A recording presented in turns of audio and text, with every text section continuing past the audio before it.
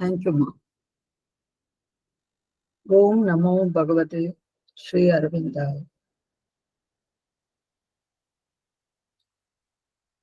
அன்னையின் அன்பு குழந்தைகள் அனைவருக்கும் என் அன்பான வணக்கங்கள்.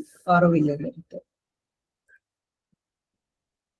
ஒரு நல்ல இனிமையான ஒரு மாலை பொழுதில் நாம் மீண்டும் சந்திக்கிறோம். நேத்துதான் நமக்கு golden day, the day of the lord அப்படின்னு சொல்லப்படுகிற 4 வருடங்களுக்கு ஒரு முறை வருகின்ற அந்த நாளை எல்லோரும் சந்தோஷமா அதை நேத்து என்ஜாய் பண்ணோம். நிறைய ரொம்ப நல்லா இருந்தது. ஆரோவில்லையும் சரி, ஆசிரமத்திலையும் சரி, ரொம்ப நல்லா இருந்தது. அற்புதமாக இருந்தது. அதை விவரிக்க வார்த்தைகளே இல்லை. காலையில இங்க ஆரோவில்ல ஒரு கலெக்டிவ் மெடிடேஷன் இருந்தது. காலையில ஒரு 5:45 ஆரம்பிச்சு 6:30 மணிக்கு முடிஞ்சது. ரொம்ப வித்தியாசமா இருந்தது. ஏன்னா கூட்டம் இல்லை. முந்தின நாள் இருந்த அளவு கூட்டமே சுத்தமா இல்லை. மிகவும் அமைதியாக, மிகவும் இனிமையாக, அன்னையின் முழு சாநித்தியத்தோடு அந்த தியானம் இருந்தது. ரொம்ப என்ஜாய் பண்ணேன் நேற்று காலையில. அது என்ன ஒரு உணர்வை கொடுத்ததுன்னா, தர்ஷனே முடிஞ்சிடுச்சு அப்படிங்கிற மாதிரி. அதாவது இன்னும் போய் ரூம், மதரோட ரூம் போறது, ஷேர்பிந்தோ ரூம் போறது அப்படிங்கிறது அது ஒரு இது மாதிரி இருந்ததே தவிர,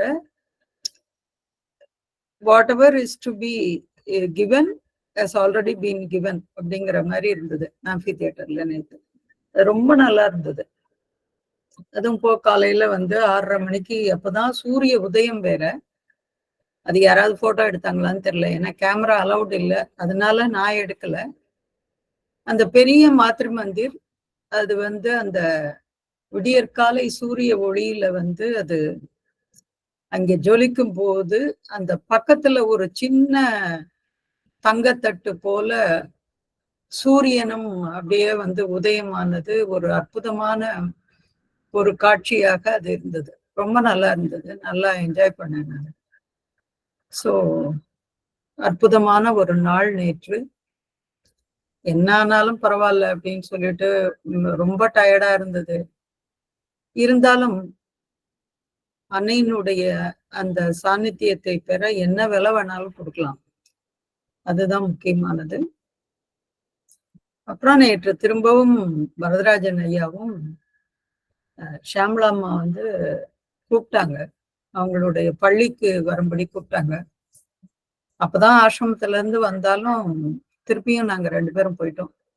அது ஏன் அப்படின்னு சொன்னாக்கா, இதெல்லாம் நான் ஏன் சொல்றேன்னா, அதுக்கான காரணத்தை பின்னாடி நான் சொல்றேன். அவர்களோடு அன்னையை பார்த்த, அன்னைக்காக எல்லாத்தையும் கொடுத்துட்டு, அன்னைக்காகவே அந்த ஒரு உண்மையான கருவியாக ஆரோவிலுக்கு வேலை செய்த அந்த 2 பேரையும் அவங்களோட கொஞ்ச நேரம் இருக்கணும் அப்படிங்கிறது நேத்து ஆசைப்பட்டேன் நான். ஏன்னா ஷதவன் இருந்திருந்தா அது ஒரு மாதிரி, பட் அவங்க இல்லை.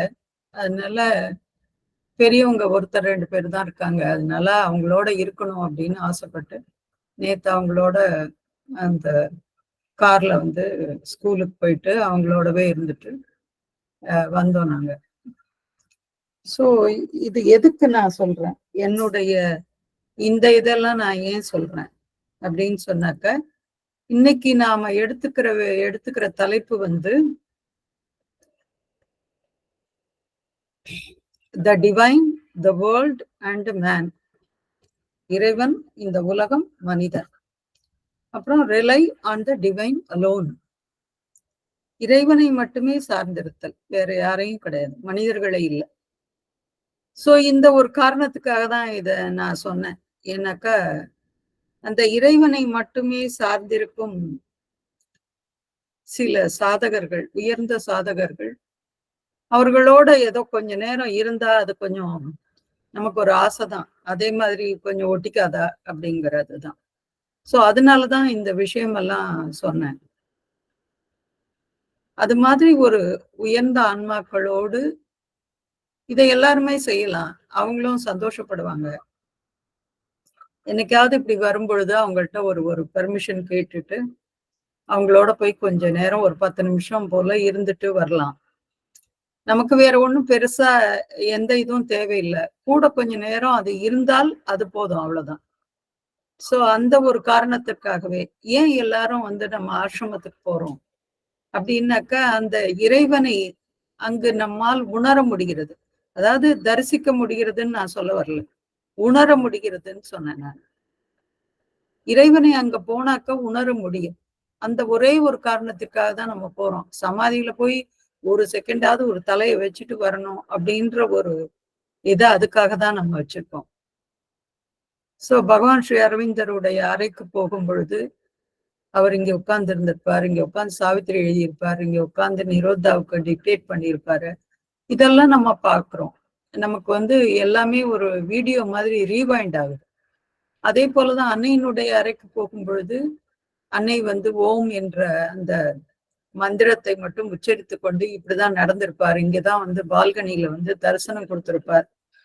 இப்படியெல்லாம் பல சிந்தனைகள் நமக்கு வந்து அங்கே போகும் பொழுது வரும். சோ இந்த rely on the divine alone. So இறைவனை மட்டுமே சார்ந்திருத்தல் அப்படின்னு சொன்னாக்க, இது மனிதர்களாகிய நமக்கு வந்து கொஞ்சம் சாதாரண மனிதர்களுக்கு இது முடியாத காரியம். ஏன்னா நம்முடைய மனதை, நம்முடைய புத்தியை இதை நம்பிதான் நம்மளுடைய வாழ்க்கையை நம்ம ஓட்டுறோம். இப்போ அன்னை வந்து இது என்ன சொல்றாங்கன்னு பார்க்கலாம். Rely on the divine alone. There is one thing you must learn. Never to rely on anyone or anything, whatever except the divine. For if you lean upon anyone for support, the support will break.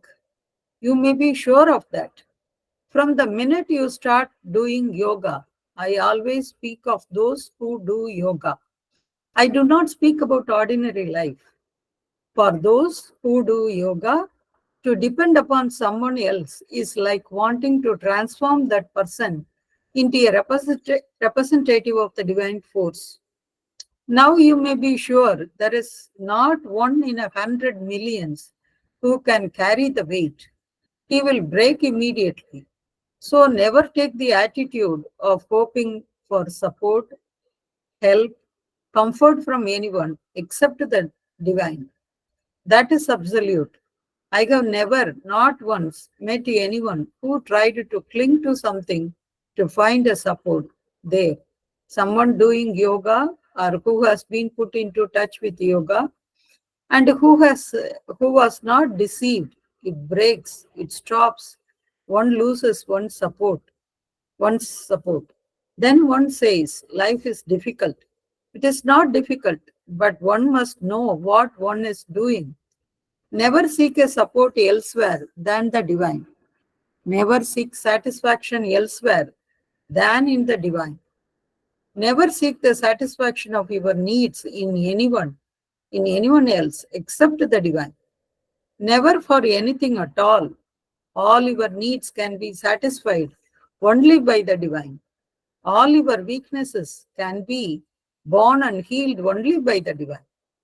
He alone is capable of giving you what you need in everything, always. And if you try to find any satisfaction or support or help or joy or heaven knows what in anyone else, you will always fall on your nose one day. And that always hurts, sometimes even hurts very much. தமிழ்ல யாராவது வாசிக்கிறீங்களாம்மா? அம்மா நான் வாசிக்கட்டுமாம்மா? வாசிங்க மீனாட்சி. இறைவன், உலகம், மனிதன். இறைவன் ஒருவனையே நம்பி இரு. நீ இதை கற்றுக்கொள்ள வேண்டும். இறைவனை தவிர வேறு யாரையும் எதையும் ஒருபோதும் நம்பி இருக்க கூடாது. ஆதரவுக்காக வேறு யார் மீது சார்ந்தாலும் அந்த ஆதரவு ஒடிந்துவிடும். அதில் உனக்கு சந்தேகம் வேண்டாம். நீ யோகம் செய்ய தொடங்கிய நிமிடத்திலிருந்து நான் எப்பொழுதும் யோகம் செய்பவர்களை பற்றியே பேசுகிறேன். சாதாரண வாழ்க்கையை பற்றி பேசுவதில்லை. யோகம் செய்ய விரும்புகிறவர்கள் வேறு யாரையாவது சார்ந்திருந்தால் அது அந்த மனிதனை இறைவனது பிரதிநிதியாக மாற்ற விரும்புவது போன்றதாகும். அந்த பாரத்தை தாங்கக்கூடியவர்கள் 10 கோடியில் ஒருவர் கூட இருக்க மாட்டார்கள் என்று உறுதியாக சொல்லலாம். உடனேயே அந்த மனிதன் ஒடிந்து போவான். ஆகவே இறைவனை தவிர வேறு யாரிடமிருந்தும் ஆதரவோ, ஆறுதலோ, உதவியோ பெறும் மனப்பான்மையை ஒருபோதும் கொள்ளாதே. இதற்கு விதிவிலக்கே இல்லை. இறைவனை தவிர வேறு ஒன்றினிடமிருந்து ஆதரவு தேடி அதை ஒட்டி கொண்டிருந்து அதனால் ஏமாற்றமடையாத ஒரு மனிதனை கூட, அதாவது யோகம் செய்கிற அல்லது யோகத்துடன் தொடர்புறுத்தப்பட்ட மனிதன் நான் பார்த்ததில்லை. ஒரு தடவை கூட பார்த்ததில்லை. அந்த ஆதரவு ஒடிந்துவிடும், நின்றுவிடும். அவன் தன் ஆதரவை இழந்து விடுவான். அதன் பிறகு அவன் வாழ்க்கை மிகவும் கஷ்டமானது என்று சொல்வார். வாழ்க்கை கஷ்டமானதன்று. ஆனால் நீ என்ன செய்கிறாய் என்பதை நீ புரிந்து கொள்ள வேண்டும். இறைவனை தவிர வேறெங்கும் ஒருபோதும் ஆதரவு தேடாதே. இறைவனை தவிர வேறு எதிலும் ஒருபோதும் உனது மன நிறைவை தேடாதே. இறைவனை தவிர வேறு யார் மூலமாகவும் உன்னுடைய தேவைகளை பெற ஒருபோதும் நாடாதே. எதற்காகவும் ஒருபோதும் நாடாதே. இறைவன் ஒருவனாலேயே உனது தேவைகளை எல்லாம் பூர்த்தி செய்ய முடியும். இறைவன் ஒருவனாலேயே உன்னுடைய பலவீனங்களை எல்லாம் தாங்கிக் கொள்ளவும் அவற்றை குணப்படுத்தவும் முடியும். அவன் ஒருவனாலேயே எல்லா விஷயத்திலும் எப்பொழுதும் உனது தேவையை பூர்த்தி செய்ய முடியும். வேறு யாரிடமிருந்து எந்த ஆசை நிறைவேற்றத்தையாவது, ஆதரவையாவது, உதவியையாவது, மகிழ்ச்சியையாவது வேறு எதையாவது பெற முயன்றாயானால் நிச்சயமாக ஒரு நாள் நீ தலைகுப்புற விழுவாய். அப்படி விழுவது வேதனையாக இருக்கும். சில சமயங்கள் அதிக வேதனையாக கூட இருக்கும். நன்றி. நன்றிமா. அதாவது மதர் சொல்றதுல ஒரு சின்ன வார்த்தை, ஒரு சின்ன எழுத்து கூட இது அதாவது இது எல்லாமே சத்தியம் அப்படிங்கிறது தான் எனக்கு சொல்ல தோணுது. ஏன்னா இதெல்லாம் என்னுடைய அனுபவத்தை அப்படியே மதர் சொல்ற மாதிரி இருக்கு. எனக்கு சொல்ற மெசேஜ் மாதிரி இருக்கு. பல சமயம் இது போல மனிதர்கள்ட்ட இருந்து ஒரு ஆதரவை நான் எதிர்பார்ப்பது உண்டு. நிறைய என்ன சொல்றது, இந்த கூட்டத்துல சொன்னா ஒருவேளை நீங்க தப்பா நினைச்சுப்பீங்களோ என்னவோ எனக்கு தெரியல. ஆனால் இது என்னுடைய அனுபவம். இங்க ஆரோவிலுக்கு வந்தா எல்லாம் மாறிடுவாங்க. அதான் அதுல இருக்கிற ஒரு பெரிய சிக்கல். சோ இந்த யார்கிட்டயாவது நம்ம ஒரு ஆதரவை, இதே மாதிரி ஒரு சப்போர்ட்டை நம்ம எதிர்பார்த்தோம் அப்படின்னு சொன்னா அது நிச்சயம் நடக்காது. முதலில் விலகுபவர்கள் அவர்களாகத்தான் இருப்பார்கள். ஏன்னு சொன்னா நம்ம யோகம்ன்ற பாதையில அன்னைக்கிட்ட வந்துட்டோம். அன்னைக்கிட்ட வந்த உடனே கொஞ்சம் கொஞ்சமாக அன்னையினுடைய பேரை சொன்னாலே அது யோகம் செய்வதாகத்தான் அர்த்தம். அதை ஏற்கனவே சொல்லியிருக்கேன். அதனால இந்த பாதையில இறங்கினதுக்கு அப்புறம் பார்த்தானாக்க ஒவ்வொரு நாளும், ஒவ்வொரு நிமிடமும் நாம் அன்னையிடம் மட்டுமே அனைத்து ஆதரவையும் கேட்டு பெற வேண்டும். அது கிடைச்சாலும் சரி, கிடைக்கலன்னாலும் சரி. இது என்னுடைய இத்தனை வருட கால வாழ்க்கையில கிட்டத்தட்ட அன்னைக்கு அறிமுகமாகி ஒரு 28 வருஷம் ஆகுது. இந்த 28 வருட காலமாக இதுதான் என்னுடைய அனுபவம். அன்னைன்னு வந்ததுக்கு அப்புறம் எல்லா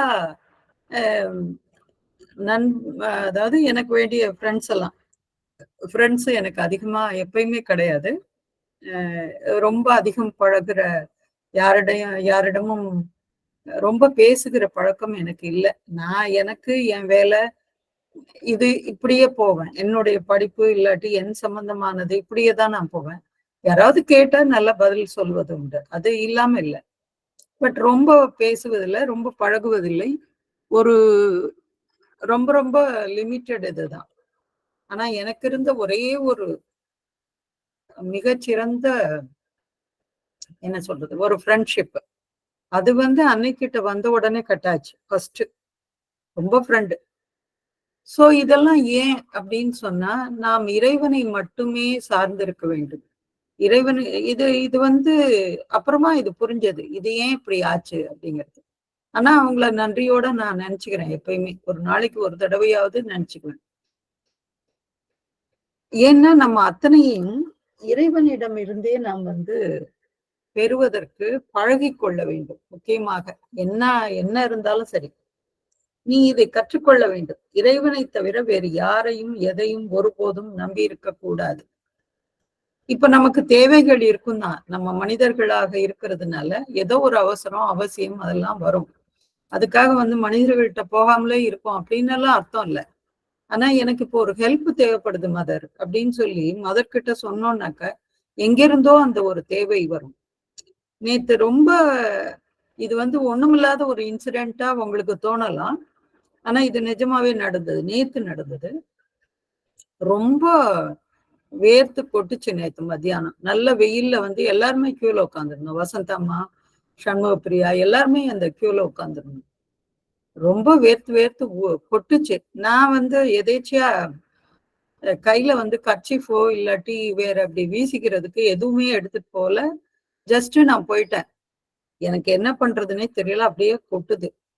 முன்னாடி உட்கார்ந்திருந்த பையன், ஒரு சின்ன வயசு பையன். அவன் முதல்ல தமிழ் பையனோன்னு நினைச்சேன். ஆனா இல்ல. அந்த பையன் என்ன பண்ணா, தான் கையில இருந்த ஒரு பேட் ஒண்ணு. அதுல ஏதோ டிராயிங் மாதிரி ஏதோ இருந்தது. அது என்னன்னு எனக்கு தெரியல. அவன் என்ன பண்ணா, இப்படி திரும்பி, இந்தாங்க இதை வச்சுட்டு வீசுங்க அப்படின்னு சொல்லி கொடுத்தான் அவன். அந்த பையன் யாரு எவருன்னே தெரியாது. சோ அப்ப இந்த இறைவனை மட்டுமே சார்ந்திருப்பது அப்படிங்கிறதுக்கு இதுதான் உதாரணம். அவன் யாருன்னு தெரியாது. நான் கர்ச்சீஃப் கொண்டு வந்தேன்னா கொண்டு வரலையான்னு தெரியாது. ஆனா அன்னை அப்படி வேலை செய்வாங்க. அந்த பையன் அதை கொடுத்து அவன் ஹிந்தியில சொன்னான். சோ கரம் ஹையனோ பகுத் கரம் ஹையனோ சொன்னான். சொன்ன உடனே அதை வாங்கிட்டு அப்புறம் நான் வீசிட்டே இருந்துட்டு அப்புறம் கியூல போகும்போது அவங்ககிட்ட கொடுத்தேன் நான். சோ அப்ப இறைவனை மட்டுமே சார்ந்திருத்தல் அப்படின்னு சொன்னாக்க யார் மூலமாகவாவது அன்னை அதை செய்ய வைப்பாங்க. அதுக்காக தான் நான் சொல்றேன். அதுக்காக நீ மனுஷங்களை பார்த்து திரும்பி போகணும், மூஞ்ச திருப்பிட்டு போகணும்ன்றலாம் நான் சொல்ல வரல. ஆதரவுக்காக வேறு யார் மீது சார்ந்தாலும் அந்த ஆதரவு ஒடிந்து விடும். இது அப்சல்யூட்லி ரைட். இது நான் நிறைய பேரை இது மாதிரி ரிலே பண்ணியிருக்கேன். நிறைய பேர் அப்படியே என் முகத்துல கரிப்பூசாத குறையா போயிருக்காங்க. சோ அது இது ஒரு விதம். அது ஏன்னு சொன்னா நான் ஒவ்வொரு முறையும் அப்புறம் நான் நினைச்சுக்குவேன், நாம இறைவனை மட்டும்தான் நம்பி இருக்கணும், அன்னையை மட்டுமே நம்பி இருக்கணும் அப்படின்னு ஒவ்வொரு தடவையும் நினைச்சுக்குவேன். ஆனா இது மாதிரி சிலருக்கு சப்போர்ட் பண்ணணும். இப்போ ஆரோவில்னு வந்துட்டாங்க, அவங்களுக்கு உதவி செய்யணும், அவங்கள தூக்கி விடணும், அந்த மனப்பான்மையில தான் அவங்களோட நான் பழகுவேனே தவிர வேற என்னுடைய சொந்த காரண காரியங்களுக்காக எதுவுமே இருக்காது. ஆனா அப்படி இருந்துமே இதுதான் நடக்கும். சோ அதில் உனக்கு சந்தேகம் வேண்டாம். நிச்சயம் சந்தேகமே இல்லை. நீ யோகம் செய்ய தொடங்கிய நிமிடத்திலிருந்து நான் எப்பொழுதும் யோகம் செய்பவர்களை பற்றியே பேசுகிறேன். சாதாரண வாழ்க்கையை பற்றி பேசுவதில்லை. சாதாரண வாழ்க்கையில இருக்கிறவங்களுக்கு நிறைய ஃப்ரெண்ட்ஸ், பெரிய ஒரு ஒரு பெரிய கேங் சேர்த்துப்பாங்க, ஒருத்தருக்கு ஒருத்தர் உதவிக்குவாங்க. இது மாதிரி எல்லாம் பெருசா நடக்கும் அவங்களுக்கெல்லாம். ஆனா எனக்கு என்ன பொறுத்த வரைக்கும் அது எதுவுமே செட் ஆகுறது இல்லை. ஏன்னு சொன்னா அன்னையினுடைய பாதையில் அன்னையை மட்டுமே நம்பி இருக்கணும், அவ்வளவுதான். யோகம் செய்ய விரும்புபவர்கள் வேறு யாரையாவது சார்ந்திருந்தால் அது அந்த மனிதனை இறைவனது பிரதிநிதியாக மாற்ற விரும்புவது போன்றதாகும். என்ன அழகா சொல்றாங்க பாருங்க. அந்த மனிதனை ஒரு இறைவனுடைய ஒரு அவதாரமா நினைச்சு அவனோட பழக ஆரம்பிப்போம், அது ஒடிஞ்சிரும் அப்படின்னு சொல்றாங்க. அப்படி நம்ம பாக்குறது நம்ம மேல இருக்கிற தப்பு தான் அது. ஓ நமக்கு ஒரு ஆள் வந்துட்டாங்க, மதர்னு சொல்லி சொல்லி ஒரு தண்ணியே கொடுக்குற ஒரு ஆள் வந்துட்டாங்கன்னு நம்ம போனாக்க முதல் அடி நமக்கு தான் கிடைக்கும். நான் இப்படி சொல்றேன்னு நினைச்சுக்காதீங்க. ஆனா இது நிஜமாவே ஒவ்வொரு நாளும் நடப்பது. முக்கியமா ஆரோவில். அப்புறம் மத்தபடி எல்லாம் எனக்கு தெரியாது. அது அந்த மனிதனை இறைவனது பிரதிநிதியாக மாற்ற விரும்புவது போன்றதாகும். அந்த பாரத்தை தாங்கக்கூடியவர்கள் 10 கோடியில் ஒருவர் கூட இருக்க மாட்டார்கள் என்று உறுதியாக சொல்லலாம். ஏன்னா அந்த அளவுக்கு அது அவங்களுக்கு அந்த கெப்பாசிட்டி இல்லை. நாம தான் நினைச்சுக்கிறோம், ஓகே இவங்களை நாம சார்ந்து இருக்கலாம், இவங்களை எல்லாத்துக்கும் டிபெண்ட் பண்ணி இருக்கலாம் அப்படின்னு, நமக்கு ஒரு ஆள் கிடைச்சிட்டாங்க அப்படின்னு நாம நினைக்கலாம். ஆனா நிச்சயமாக அது இல்லை. ஏன்னா அவர்களுக்கு அந்த பாரத்தை தாங்க முடியாது. உடனேயே அந்த மனிதன் ஒழிந்து போவான். ஆகவே இறைவனை தவிர வேறு யாரிடமிருந்து ஆதரவோ ஆறுதலோ உதவியோ பெரும் மனப்பான்மையை ஒருபோதும் கொள்ளாதே. எவ்வளவு முக்கியமானது. இறைவன் கிட்டதான் எல்லாத்தையும் கேட்கணும். எனக்கு என்ன ரெடிகுலஸா இருக்கு, இப்படியா இருக்கணும் அப்படின்னு சொன்னாக்கா, ஆமா. இப்ப ஒரு கடைக்கு போகணும்னு வச்சுக்கோங்க. சும்மா நமக்கு தேவையான ஒரு வீட்டுக்கு தேவையான ஒரு மளிகை பொருட்கள்னு வச்சுக்கோங்க. இது சாதாரணமா எந்த கடைக்கு போனாலும் கிடைக்கும் தான். இது நமக்கு தெரியும் தான். ஏன்னா ஒரு தெருவுக்கு 10 கடை இருக்கு, கிடைக்கும் தான். ஆனால் நமக்கு எப்போ அது அது தேவை அப்படின்னு சொன்னாக்க, அது அன்னைக்கிட்ட சொல்லும் பொழுது நமக்கு தேவையானது எடுத்த எடுப்புலயே ஒரே கடையிலேயே அப்படியே கிடைச்சிடும். அவ்வளவுதான். இது நான் பிஎஸ்என்எல்ல வேலை செய்யும்போது நடந்தது. அந்த ஃப்ளோர்ல ஒரு ஃபர்ஸ்ட் ஃப்ளோர்ல நான் இருந்தேன். அந்த ஃபர்ஸ்ட் ஃப்ளோர்ல ஒரே ஒரு லேடிஸ் டாய்லெட் தான். ஆனா லேடிஸ் ஒரு 10, 20 பேர் இருப்பாங்க. எப்படியும் ஒரு ஒரு ஃபுல் செக்ஷன் இருந்தது அங்க. அப்புறம் நாங்க வேற 2, 3 லேடிஸ் இருப்போம். அப்போ ஒரு 10 பேராவது டோட்டலா இருப்பாங்கன்னு வச்சுக்கோங்களேன். ஆனால் எப்ப போனாலும் அந்த டாய்லெட்டை யாரோ ஒருத்தர் யூஸ் பண்ணிட்டு இருக்கிற மாதிரி தான் இருக்கும். அன்னைக்கு அறிமுகமான புதுசு அப்போ. அப்போ அன்னைக்கிட்ட சொல்லிட்டு போவோம். நானும் இன்னொரு இல்ல நான் தான் நினைக்கிறேன். சொல்லிட்டு போவோம். அப்ப அங்க போனா அந்த டாய்லெட் கூட அங்க ஃப்ரீயா இருக்கும். ஏன்னு சொன்னா அத்தனை பேர் அங்க போறது வர்றது இருக்கும்போது.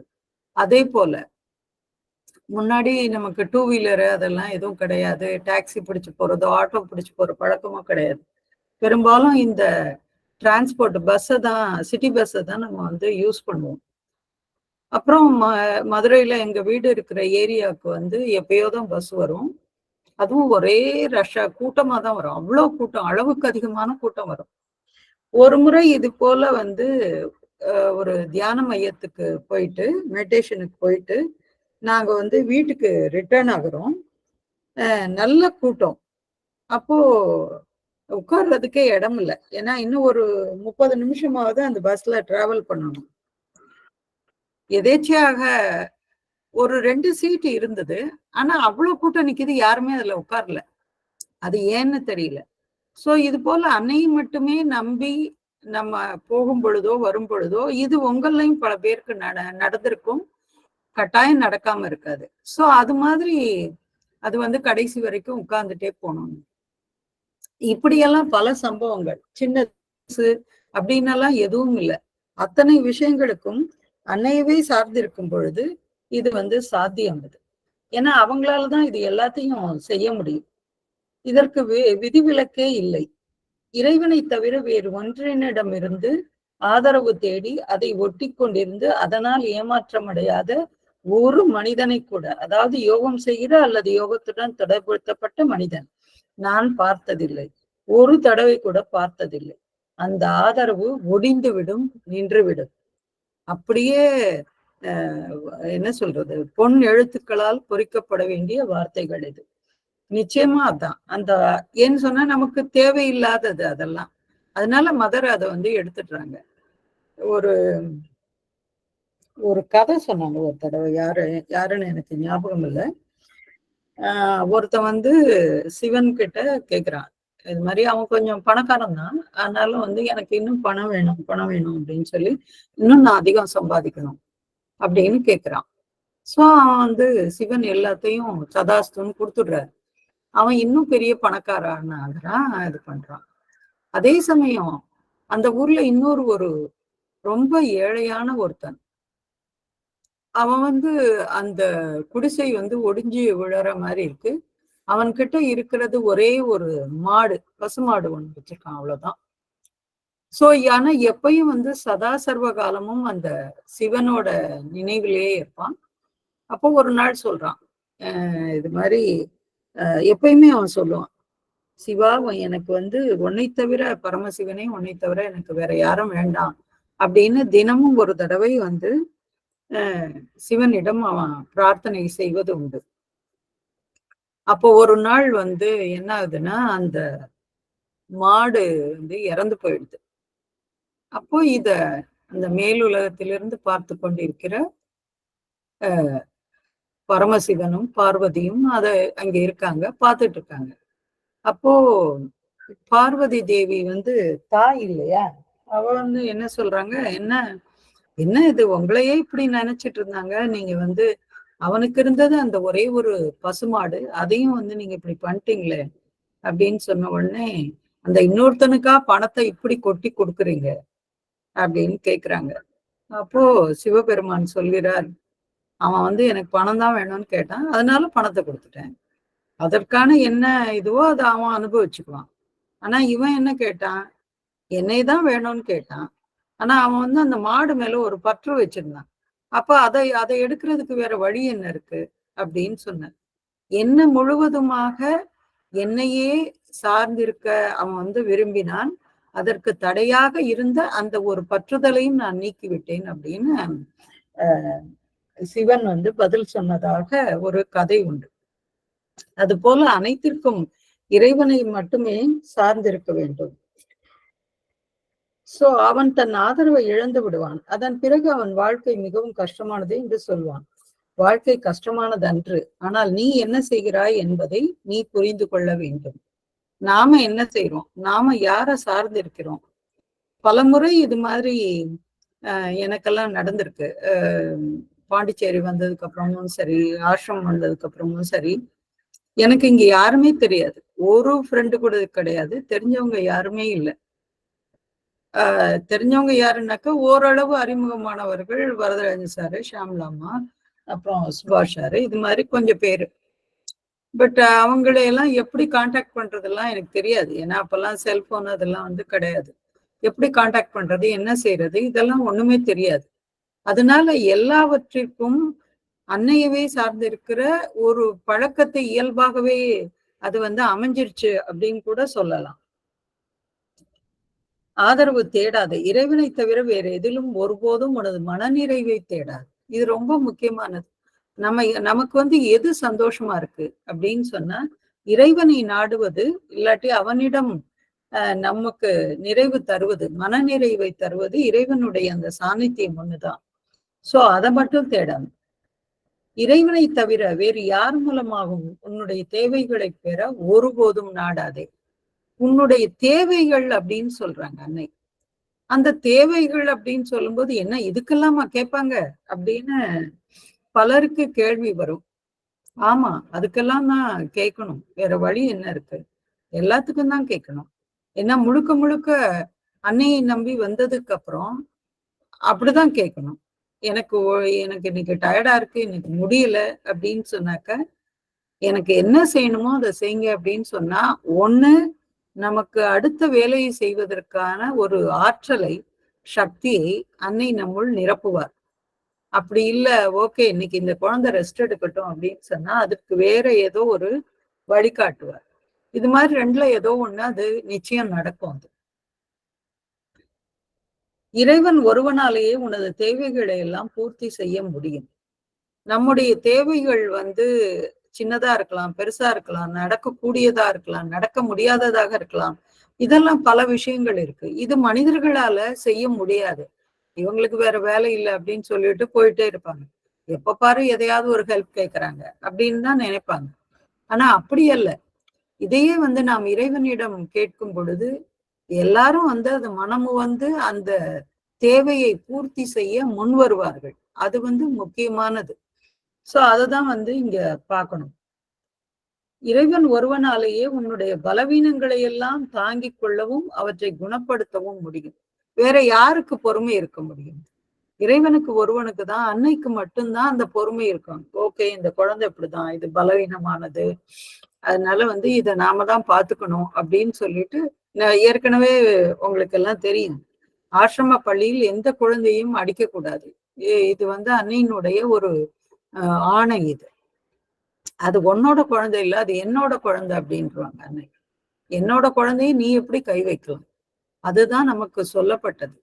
அது போல அது அந்த பலவீனங்களை எல்லாம் தாங்கிக் கொள்ளும் அளவிற்கு நமக்கு சக்தி கிடையாது. இல்லாட்டி அந்த பலவீனங்களை தைரியமாக மாற்றிக்கொள்ளும் அளவுக்கும் நமக்கு கிடையாது. இதையெல்லாம் மாற்றக்கூடிய ஒரே ஒருவர் அன்னை தான். அந்த இறைவனை மட்டுமே நாம நம்பி இருக்க வேண்டும். அவன் ஒருவனாலேயே எல்லா விஷயத்திலும் எப்பொழுதும் உனது தேவையை பூர்த்தி செய்ய முடியும். வேறு யாரிடமிருந்து எந்த ஆசை நிறைவேற்றத்தையாவது, ஆதரவையாவது, உதவியையாவது, மகிழ்ச்சியையாவது, வேறு எதையாவது பெற முயன்றோமானால் நிச்சயமாக ஒரு நாள் நீ தலைக்கு புற விழுவாய். அப்படி விழுவது வேதனையாக இருக்கும். சில சமயங்கள் அதிக வேதனையாக கூட இருக்கும். இது நமக்கே தெரியும். நம்ம போய் ரொம்ப ஃப்ரெண்டு நமக்கு ஹெல்ப் பண்ணுவாங்க அப்படின்னு சொல்லிட்டு நம்ம போய் கேட்போம். அப்போ சில சமயம் அவங்களே சொல்ற மாதிரியான ஒரு சூழ்நிலை கூட வந்துரும். இல்ல என்னால செய்ய முடியாது அப்படின்னு சொல்லிடுவாங்க. அப்ப நம்ம ரொம்ப மனசு உடைஞ்சு போயிடுவோம். இவங்கள நம்பி வந்தோமே அப்படின்னு சொல்லிட்டு. ஆனா ஒரு பெரிய தப்பு பண்றோம். முதல்ல இறைவனை நாம இறைவனிடம் கேட்க அதை மறந்து விடுகிறோம். அன்னையிடம் பகவான் ஸ்ரீ அரவிந்தரிடமும் கேட்க மறந்து விடுகிறோம். அதுதான் அதுல இருக்கிறது.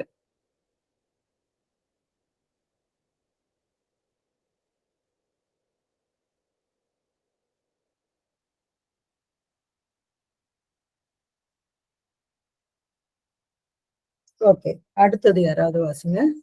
மேடம் நான் வாசிக்குவா தமிழ்? இங்கிலீஷ் ஃபர்ஸ்ட் வாசிங்கம்மா யாராவது. Okay okay. இங்கிலீஷ் இல்ல மேடம் என்கிட்ட. உமா இங்கிலீஷ்ல வாசிங்கம்மா. இல்லைங்க மேடம், ஒரு கேள்வி எனக்கு. இப்ப நீங்க சொன்னீங்க இல்லைங்கம்மா, இப்ப நீங்க இன்னொருத்தங்களை சார்ந்து இருக்கும்போது ஏமாந்து போயிடும் அப்படிங்கிறது, அது இன்னும் கொஞ்சம் தெளிவுபடுத்துங்க. கொஞ்சம் அது என்ன கொஞ்சம் புரியல எனக்கு சரியா. எல்லாத்துக்கும் எந்த உதவிக்கும் சரி, எல்லாத்துக்கும் சரி, அத்தனைக்கும் எதுவா இருந்தாலும் சரி, அத வந்து இப்ப என்ன சொல்றது, இறைவனையே சார்ந்து இருக்கிறது அப்படிங்கிறது. ஐயோ மதர் இது கொஞ்சம் ஹெல்ப் பண்ணுங்க. உதாரணமா நம்ம என்ன செய்வோம்னாக்கா, ஒரு ஏதாவது ஒண்ணு காணோம்னு வச்சுக்கோங்களேன். உதாரணமா ஏதோ ஒரு ஜுவல்லரிய எங்கேயோ வச்சுடுறோம் நம்ம. அப்புறம் வந்து வீடு முழுக்க தேடுறோம். ஏன்னா அது வந்து ரொம்ப வேல்யூ இருக்கிறது. அப்போ நம்ம வந்து அப்ப இறைவனை கூப்பிடுவோம். ஐயோ மதர் இதை கண்டுபிடிச்சு கொடுங்க, நான் எங்கேயோ வச்சுட்டேன் அப்படின்னு சொல்லுவோம். இதையே வந்து ஒரு சாதாரண ஒரு நம்ம கிட்ட நிறைய இருக்கிற ஒரு 5-6 கர்ச்சீஃப் வச்சிருப்போம்னு வச்சுக்கோங்களேன். இப்ப அதை காணோம் அப்படின்னு சொன்னா அப்ப நம்ம வந்து அதை அவ்வளவா தேட மாட்டோம். இல்லாட்டி அதுக்கு முக்கியத்துவம் கொடுக்க மாட்டோம். அப்ப வந்து அன்னையை நினைக்க மாட்டோம். உண்டா இல்லையா? நான் இது மாதிரி ஒரு சின்ன எக்ஸாம்பிள் சொல்றேன், அவ்வளவுதான். அப்போ எல்லா விஷயத்திற்கும் அன்னையை சார்ந்திருக்கணும் அப்படின்னு சொல்றாங்க அன்னை. அதுதான் வந்து எப்பயுமே ஒரு தவறாதது, தவறாமல் நமக்கு உதவக்கூடியது அன்னையினுடைய ஒரு ஆற்றல் மட்டும்தான் அப்படின்னு சொல்ல வரேன். இப்போ பெரிய பெரிய விஷயங்களுக்கெல்லாம் அன்னையை தேடுவோம்.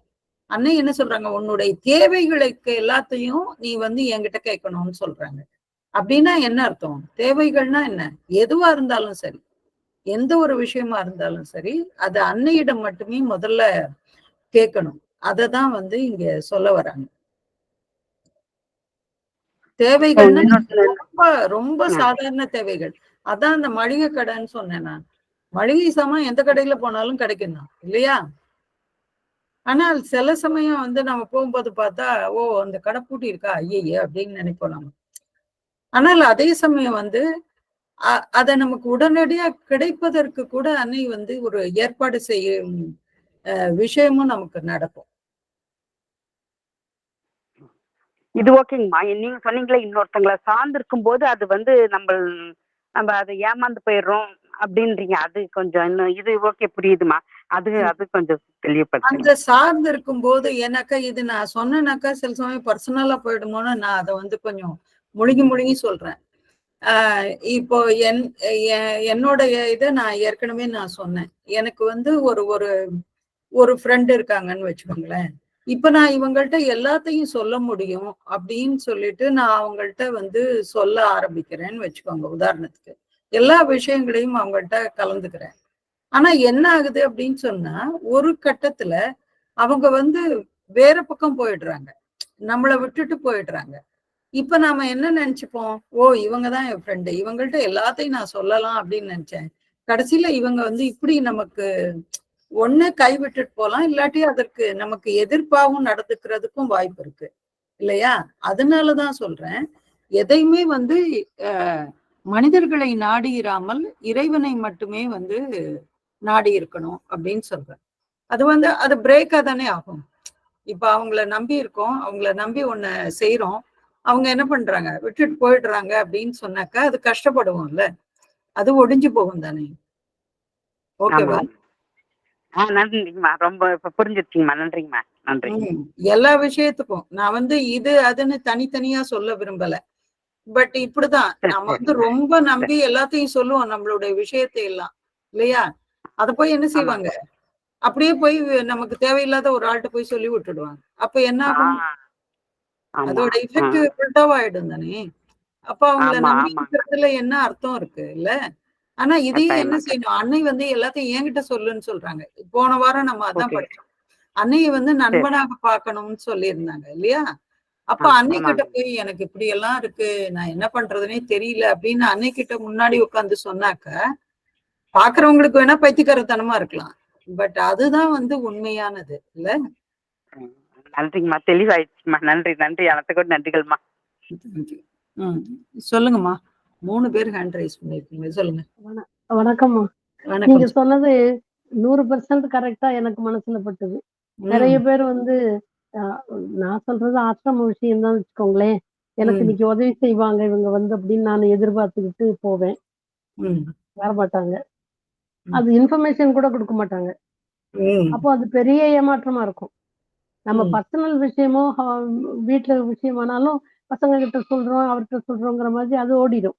ஆனா இது பெரிய விஷயம். மதருக்கு நம்ம இப்ப செய்யணுமே, அவங்க வருவாங்களே, செய்வாங்களே, சொல்லுவாங்களே, ஹெல்ப் பண்ணுவாங்க நம்ம நினைச்சுக்கிட்டு போற போது சுத்தமா அங்க இருந்து கிடைக்கவே கிடைக்காது. அது இன்ஃபர்மேஷனும் கிடைக்காது. அப்போ சரி இது மதர்கிட்டயே கத்தாலேயே சொல்லிருக்கலாமே, என்ன பண்றதுன்னு அவங்களே வழி காமிச்சிருப்பாங்களே அப்படின்னு கண்டிப்பா தோணி இப்ப எந்த விஷயமானாலும் மதர்கிட்டயே சொல்லிடுறது, யாரையும் தேடுறது இல்ல. அந்த லெவலுக்கு வந்தாச்சு இப்போ. அதுதான் மிகச்சிறந்தது, அதுதான் உத்தமமானது இல்லையா. ஏன்னா இறைவன் எப்பயுமே தவறுவதில்லை இல்லையா. ஆமாங்க மேடம். அது போய் வீட்டு விஷயத்திலயும் அவர்கிட்டயே சொல்ற மாதிரி ஆயிடுச்சு. சந்தோஷமா அவர்கிட்டயே சொல்லிடுறேன், அது பாட்டுக்கு நடக்குதுன்னு வச்சுக்கோங்க. ரொம்ப சந்தோஷமா இருக்கு எனக்கு. சந்தோஷமா யாரையும் நம்ப வேண்டாம், மதரை நம்பிக்குவோம், அதோட நமக்கு போதும் அப்படின்ற உணர்வு வந்தாச்சு. ரொம்ப சந்தோஷமா இருக்குமா. தேங்க்யூ. தேங்க்யூ. சொல்லுங்கம்மா. கண்மலரையும் ஹேண்ட் ரைஸ் பண்ணிருக்கீங்க. மேம் நேற்று நடந்ததை சொல்லணும் மேம். நேற்று அது மாத்து மந்திர் போயிட்டுறதே ரொம்ப ஏகப்பட்ட இதுல முடிஞ்சு போயிட்டு வர்றதுக்கு டிலே ஆனது எல்லாமே ஆகி வெளியே வந்தா கவர்னர் வராங்கன்னு சொல்லிட்டு ஆட்டோ எதுவுமே இல்லை. அப்போ அந்த ஆட்டோ வந்த ஆட்டோவும் சொல்லிட்டாங்க, நீங்க நேரம் போனீங்கன்னா இதுக்கு மெயின் ரோட்டுக்கு போயிடலாம், அங்க இருந்து பஸ் பிடிச்சு போயிடலான்ட்டாங்க. சரின்னு நான் போய்கிட்டே இருக்கும்போது கார்ல 2 பேர் வந்தாங்க. அப்பவும் நான் மதர் நினைச்சுக்கிட்டே போறேன், இன்னைக்கு எல்லாமே டிலே ஆகுது அப்படின்னு நினைச்சுக்கிட்டே போய்கிட்டே இருக்கேன். மதர் உங்ககிட்டயே சமர்ப்பணம் பண்றேன்ட்டு அப்படியே போய்கிட்டே இருக்கேன். அப்ப அந்த 2 பேரும் அக்கா நீங்க எங்க போறீங்க அப்படின்னு கேட்டாங்க. கேட்ட உடனே எனக்கு அவங்களால எங்கேயோ பார்த்த மாதிரி இருக்குது. அப்படி கேட்ட உடனே நீங்க கார்ல ஏறுங்க. இல்ல நான் இதுக்கு போகணும், பாண்டிச்சேரி மதர் ஆசிரமம் போகணும் அப்படிங்கிறேன். இல்ல நீங்க கார்ல ஏறுங்க, உங்களை நாங்க பைபாஸ்ல இறக்கி விட்டுருதோம், நாங்க அந்த பக்கம் தான் போறோம் அப்படின்னாங்க. சரின்ட்டு நான் எதுவுமே கேட்கல, ஏறிட்டேன். ஏறின பிறகு அவங்க ஆரோவில்லியன் கிடையாதான். ஆனா ஆரோவில்ல ஆர்ட் அண்ட் டிசைன் சொல்லி கொடுக்குறாங்க, மியூசிக் டீச்சரா இருக்காங்க உங்களுக்கு. அவங்க கொண்டு இது திண்டிவனம் போற ரோடு உங்களுக்கு தப்பா கைட் பண்ணிருக்காங்க அவங்க அப்படின்னு சொல்லிட்டு என்னைய கொண்டு பைபாஸ்ல இறக்கி விட்டுட்டு அப்புறம் அவங்க ஆரோவிலுக்கு போனாங்க. அது அப்ப மதர் ரொம்ப அப்படியே தேங்க் பண்ணிக்கிட்டே தான் போனேன் ரொம்ப. அதுக்கப்புறம் அந்த பைபாஸ்ல வந்தப்பவும் பஸ் எதுவுமே வர்ற பஸ் எல்லாம் ஏத்தவே மாட்டேங்க அங்க எதுவுமே. ஏன்னா எல்லா இடத்துலயும் கவர்னர் வராங்கன்ட்டு எல்லா இடத்துலயும் தடங்குது. அப்ப அப்பவும் ஒருத்தர் வந்தாரு. அப்ப நான் ஆட்டோ பிடிச்சாவது போயிடலாம் அப்படின்னு நிக்கிறேன். அப்ப அவர் ஏமா ஆட்டோக்கு எல்லாம் கொடுக்காதீங்கம்மா, ஏகப்பட்டது கேட்பாங்க, இப்ப நீ நில்லுங்க பஸ் வரும், நானே உங்களை ஏத்தி விடுறேன் அப்படின்னு சொல்லி அவர் நின்னு எனக்கு பஸ் வந்தோடனே ஏத்தி விட்டாரு. பாண்டிச்சேரி போறதுக்கு. ரொம்ப சந்தோஷமா இருக்கு. சொல்லுங்க. அம்மா வணக்கம்மா.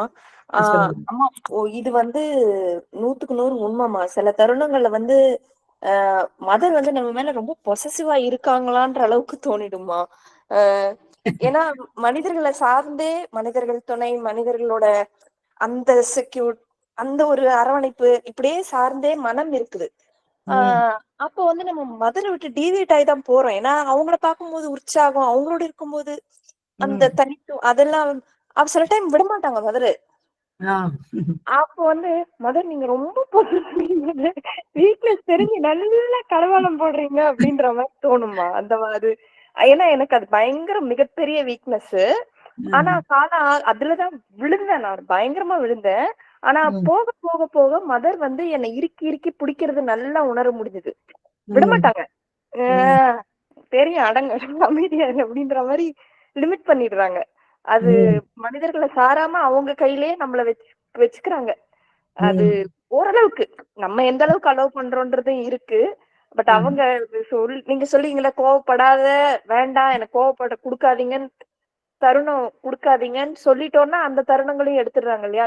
நம்ம வீக்னஸ் இதுன்னு சொல்லும் போது அத வந்து கட் பண்ணிடுறாங்க. மதர் பலவீனங்களையும் அவங்களே எடுத்துடுவாங்க. அதுக்கான இது எல்லாத்தையும் அவங்களே மாத்தி விட்டுடுவாங்க. அத இது அதாவது நம்ம கொஞ்சம் படித்தவர்களாகிய நமக்கு வந்து இது போல பிளான் பண்றது, எப்படி போறது, எப்படி வர்றது, இப்படியெல்லாம் ஒரு சிந்தனை நமக்கு எப்பயுமே இருக்கும். ஒரு பிளானிங்லயே போவோம் நம்ம. நேத்து சண்முகப்பிரியா பார்த்தாங்க, மீனாட்சி அம்மா பார்த்தாங்க நேத்து. ஒரு பெரியவர் வந்தாரு, பாத்தீங்க இல்லையா நீங்க 2 பேரும்? ஆமாம்மா. அவர் வந்து திருநெல்வேலியில இருந்து வரவர். எல்லா இதுக்கும், எல்லா தரிசனத்திற்கும் 74 வயசு ஆகுதுன்னு அவரே சொன்னார் நேத்து இவங்க 2 பேர்கிட்டையும். ஒரு ஆச்சரியமான விஷயம் என்னன்னாக்கா, அவ்வளோ தமிழ்ல அன்னையை பற்றி அவ்வளோ படிப்பார் அவர். எவ்வளவு கொடுத்தாலும் படிச்சுக்கிட்டே இருப்பாரு. அது மாதிரியான ஒரு ஆளு. ஆனால் என்ன செய்வாருன்னா, அவருக்கு வந்து இந்த ரோட்ல சுக்குமல்லி காஃபி விற்பாங்கல்ல, தெரியுமா உங்களுக்கு? ரோட்ல சின்ன ஒரு தள்ளு வண்டி வச்சுட்டு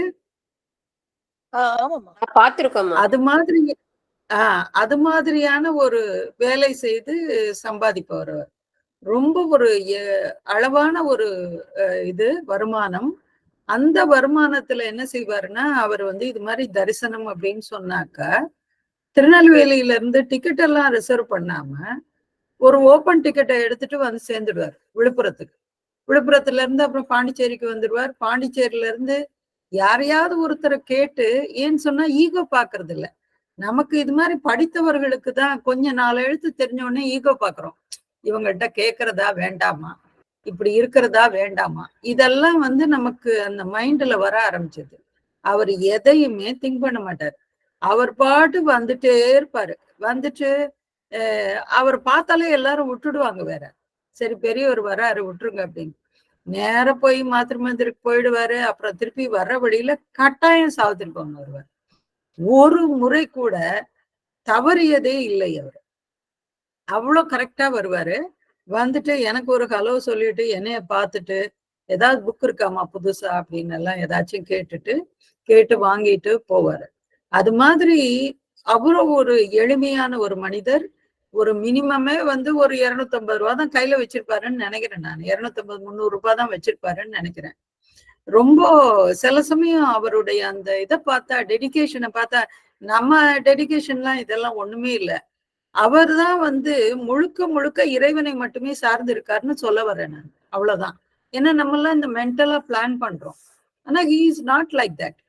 அவர் அப்படியே ஒவ்வொரு முறையும் இப்படிதான் வருவாரு. யார் மூலமாவது வந்துட்டு அப்படியே அவர் வந்து நேரா மாத்திரை மந்திர் வரைக்கும் போயிட்டு தரிசனத்தை முடிச்சுட்டேம்மா, பார்த்துட்டேம்மா அப்படின்னு சந்தோஷமா வந்து சொல்லிட்டு அவர் வந்து போவாரு. அது மாதிரியான ஒரு சில மனிதர்கள் அத எப்படி அன்னை விடுவாங்க இல்லையா? அதனால அவர் எல்லா தரிசனத்துக்கும் ஒரு கட்டாயம் வந்துடுவாரு. சொல்லுங்க புவனேஸ்வரிம்மா. அவங்க வந்து ஒரு ஏதோ நம்ம உங்களுக்கும் வந்தாரு, உங்க இடத்துக்கும் ஆமா வந்தாரு. வந்து அவரு நான் நினைக்கவே இல்லை அப்படி நேரத்துக்கு பூந்து வந்து காலங்காத்தால வந்து நின்று வந்துட்டேன்னு சொல்லி அப்புறம் ஒரு ஆட்டோ ஏற்பாடு பண்ணி அவரை அனுப்பி போய் ஆசிரமத்துல குளிச்சுட்டு அப்புறம் அவருக்கு டிஃபன் வாங்கி தர சொல்லி அப்புறம் அன்னையை கும்பிட்டு வந்தோன்னா ரொம்ப நல்லா இருக்குன்ட்டு சொல்லிட்டு போனாரு. அடுத்த தடவை நான் நேர்ல வந்து பாக்குறேன். அடுத்த பிரேயருக்கு வந்துட்டாரு. கரெக்டா சண்டே பிரேயருக்கு வந்து பேசிட்டு குளிச்சுட்டு திருப்பி இங்கேயே வந்து குளிச்சுட்டு கொஞ்சம் கூட பயமே கிடையாது. வண்டி கிடைக்குமா கிடைக்காதா எதுவுமே இல்ல. பார்த்தா அவ்வளவு தளர்ந்தவரா இருக்கிறாரு. அவர் பாட்டுக்கு பைய தூக்கிட்டு வந்துடுறாரு. வேடிக்கையா இருந்தது. வந்துடுவாரு சிம்பிளா. எவ்வளவு ஆமா ஒரு நிச்சயமா. டெடிகேஷன், எவ்வளவு ஒரு ம். நம்பிக்கை, அன்னையை ஆமா. மட்டும் சார்ந்திருப்பது அப்படிங்கிறது அவர் ஒரு உதாரணம் எனக்கு. அதையும் சொல்லுவாரு. எங்க போனாலும் என்னைய விட்டுருவாங்க. நான் ம். லேட்டா போனா கூட எனக்கு சாப்பாடு கிடைக்கும். முதல்ல என்னைய ஆமா, விட்டுருவாங்க. திரும்ப திரும்ப சொல்லும்போது, என்ன ஆமா, ஒரு ஆழ்ந்த நம்பிக்கைன்னு அப்படி ஆமா, ஆச்சரியப்பட சொல்லுச்சு மேடம் எனக்கு. ஆமா, ரொம்ப ஆமா. சந்தோஷமா இருந்தது அவர பார்க்கும்போது. நான் நினைச்சுக்கிட்டேன், இந்த மாரி இருந்தா நம்மள வெளியவே விட மாட்டாங்க. போய் அங்க போக, இங்க போக. இவருன்னா திருநெல்வேலில இருந்து எந்த ட்ரெயின புடிச்சு மதுரை வந்து, விழுப்புரம் வந்து, பாண்டிச்சேரி ஆமா, போனேன், அங்க போனேன், இங்க போனேன்னு அவ்ளோ சொல்றாரு. ஆமா, ஆச்சரியம். ரொம்ப ஆச்சரியமா இருந்தது. ஆமா, சந்தோஷமாவும் இருந்தது. அப்படிப்பட்ட ஒரு டிவோட்டடா ஒரு சோல பார்க்கறதுக்கு. ஆமா. ரொம்ப நல்லா இருந்தது மேடம். ம். சொல்லுங்க சண்முகப்பிரியா. ஒண்ணும் இல்லம்மா. அவர லாஸ்ட் தர்ஷன்லயே பார்த்தோமா, அந்த கியூல கிட்ட ம், வரும்போது துண்ட எடுத்து ம். இடுப்புல கட்டுவாரு. அது கட்டிக்குவாரு. பார்க்க நெகிழ்வா இருந்தது. ரொம்ப அது ஆமா. அது பயபக்தி, அந்த காலத்து மனுஷங்களோட அந்த ஆ, பயபக்தி, அறிவு அதெல்லாம் தெரிஞ்சதுமா. அப்புறம் அவரு ஆமா, ஆசிரமம் எப்படி ஆரோவில்குள்ள வந்தாருன்றத யோசிச்சே பார்க்க முடியல. ஆ ஆமா. எப்படி எப்படி இல்ல வந்தாருன்றத யார்கிட்டயாவது லிஃப்ட் கேட்டே வந்துடுவாரு அவரு. ஆ பாண்டிச்சேரியில இருந்து லிஃப்ட் கேட்டே வந்துடுவாரு. ஆ அவர் வந்து அதுக்கெல்லாம் தயங்க மாட்டார். நான் அதான் சொல்றேன். நமக்கு வந்து இன்னும் இன்னும் ஒரு உதாரணம் சொல்றேன். இது கூட ஒரு பர்சனல் விஷயம் தான். ஆஹ் நாங்க வந்து ஆசிரமத்துக்கு பக்கத்துல இருந்தோம். அதாவது கோல்கொண்டு கெஸ்ட் ஹவுஸ் பக்கத்துல இருந்தோம் நாங்க. அதாவது நீங்க கண்ணப்பன் சார் கிளாஸ் அட்டென்ட் பண்றீங்க. அவரு கீழே இருந்தார், நாங்க மாடியில இருந்தோம். அது ரொம்ப ஆசிரமத்துக்கு பக்கத்துல. அந்த ஸ்ட்ரீட் பேரு மணக்குள விநாயகர் கோயில் ஸ்ட்ரீட் தான். நம்மளுடைய மக்கள் அனைவருக்கும் வந்து நாங்க சொல்லுவோம், இப்படி நேரா இப்படி வாங்க, நான் இங்க அந்த பால்கனில நிக்கிறேன், நீங்க என்ன இப்படி நிமிர்ந்து பாத்தீங்கன்னா போதும் அப்படின்னு சொன்னா, மேடம் எங்களுக்கு வீடு தெரியல, எங்க இருக்குன்னு தெரியல. ஆக்சுவலா வந்து 2 கட்டு தான் அது. அந்த ஒரு ஒரு எவ்வளவு சொல்றது, ஒரு 100 அடி நடந்தா அந்த வீடு வந்துரும். ஆனா அதுக்கே தெரியல தெரியல தெரியலன்னு எல்லாரும் தெரியல தான் சொல்லுவாங்க.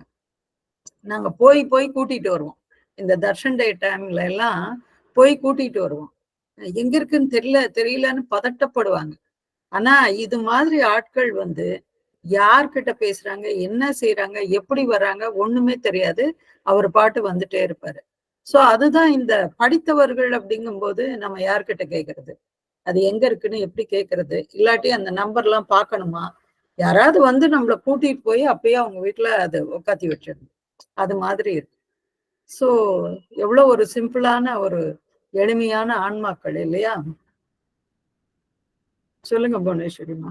அவர் அப்படிதான் மேடம். முதல் தடவ வரும்போது அவர் ஆட்டோ மேனா சத்திரம் பஸ்ஸுக்கு வந்துருங்க பஸ் ஸ்டாண்ட்ல இருந்துன்னு சொல்லி, அங்க ம், வந்து நின்ன உடனே எங்க நிக்கிறீங்கன்னு கேட்டு, அவர் ம், சொன்ன அந்த ஸ்பாட்ட புடிச்சுக்கிட்டு, டிரைவர் கிட்ட நம்பர குடுத்து, ஆட்டோ டிரைவர புடிச்சு கொண்டு போய் ம், விட்டு, கூட்டிட்டு வந்து நீ பஸ் ஏத்தி விட்டுட்டு போகணும், சாப்பாடு வாங்கி குடுக்கணும்லாம் சொல்லி, அந்த வேலைய முடிச்சுட்டோம். ம். 2வது அவரே வரும்போது சென்ட்ரல் பஸ் ஸ்டாண்ட்ல இறங்கி சத்திரத்துக்கு வந்து, அவரே பஸ்ஸ பிடிச்சு நேரா ஆசிரமத்துக்கிட்ட வந்துட்டாரு. போயிட்டாரு. வந்து அங்க அதான் இருக்கிற வந்துட்டு சொல்றேன். அப்புறம் அவர் பாட்டுக்கு ஒருத்தர் வந்து அங்க போற ஒருத்தர் வந்து வாங்க சார் பின்னாடி உட்காருங்கன்னு சொல்லி பைக்ல கொண்டு வந்து ஆசிரமம் என்ட்ரன்ஸ்ல விட்டுட்டாரு. கொஞ்சம் தூரம் நடக்கும். ரொம்ப அவ்வளவுதான். ஆச்சரியமா இருந்தது எனக்கு. அதுதான் அவ்வளவு சொல்றேன். அம்மா வந்துட்டம்மான்னு வந்து நிக்கிறாருமா காலையில பார்க்கையில. நீங்க தான் புவனேஸ்வரியா அப்படின்னு வேற கேட்டுக்கிட்டாரு. ரொம்ப சிரிப்பாவும் இருந்தது. அப்புறம் போய் குளிச்சுட்டு வாங்க சார்ன்னு உங்களுக்கு டிஃபன் வாங்கி வச்சிருக்கேன்னு சொல்லி சாப்பிட வச்சு, அதுக்கப்புறம் பிரேயர் முடிச்சுட்டு கிளம்பி போனாரு. கொண்டு விட்டுட்டு வந்து பஸ் ஸ்டாண்ட்ல கொண்டு விட சொல்லி அவர அதான் ஏற்பாடு பண்ணி அனுப்பினேன். எளிமையான ஒரு ஆ மனிதர். ரொம்ப எளிமை. கொ அவர் பாட்டுக்கு மதர் கூட்டிட்டு வந்துருவாருங்கிற நம்பிக்கையில வந்துடுறாரு. கூட்டிட்டு ஆஹ் வந்துடுறாரு. அந்த இடத்துக்கு வந்துடுறாரு. மதர்னா போதும் அதுதான். அப்படின்றாரு ஆமா. அவரு. ம். ரொம்ப நல்லா இருந்தது மேடம் அவர்கிட்ட எக்ஸ்பீரியன்ஸ். இந்த ஒரு நல்ல ஃப்ளவர் இதுல போட்டிருக்காங்க. Seeking for support only in the divine. இது வந்து இந்த ஏதோ ஒரு மூலிகை இல்ல, நமக்கு தெரிந்த ஒரு மூலிகைன்னு நினைக்கிறேன் நான். இது ஆக்சுவலா கொஞ்சம் பெருசா போடுங்க சண்முகப்பிரியா. தூதுவளைன்னு இல்ல கண்டங்கி தூதுவளை. கத்திரிக்காவா? தூதுவளை. தூதுவளைங்கம்மா, தூதுவளை. தூதுவளை. தூதுவளை பூவு இது.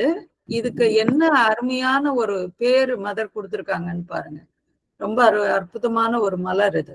Seeking support only in the divine. Okay. அடுத்தது யாராவது இங்கிலீஷ்ல வாசிங்க. தேங்க்யூ சண்முகப்பிரியா.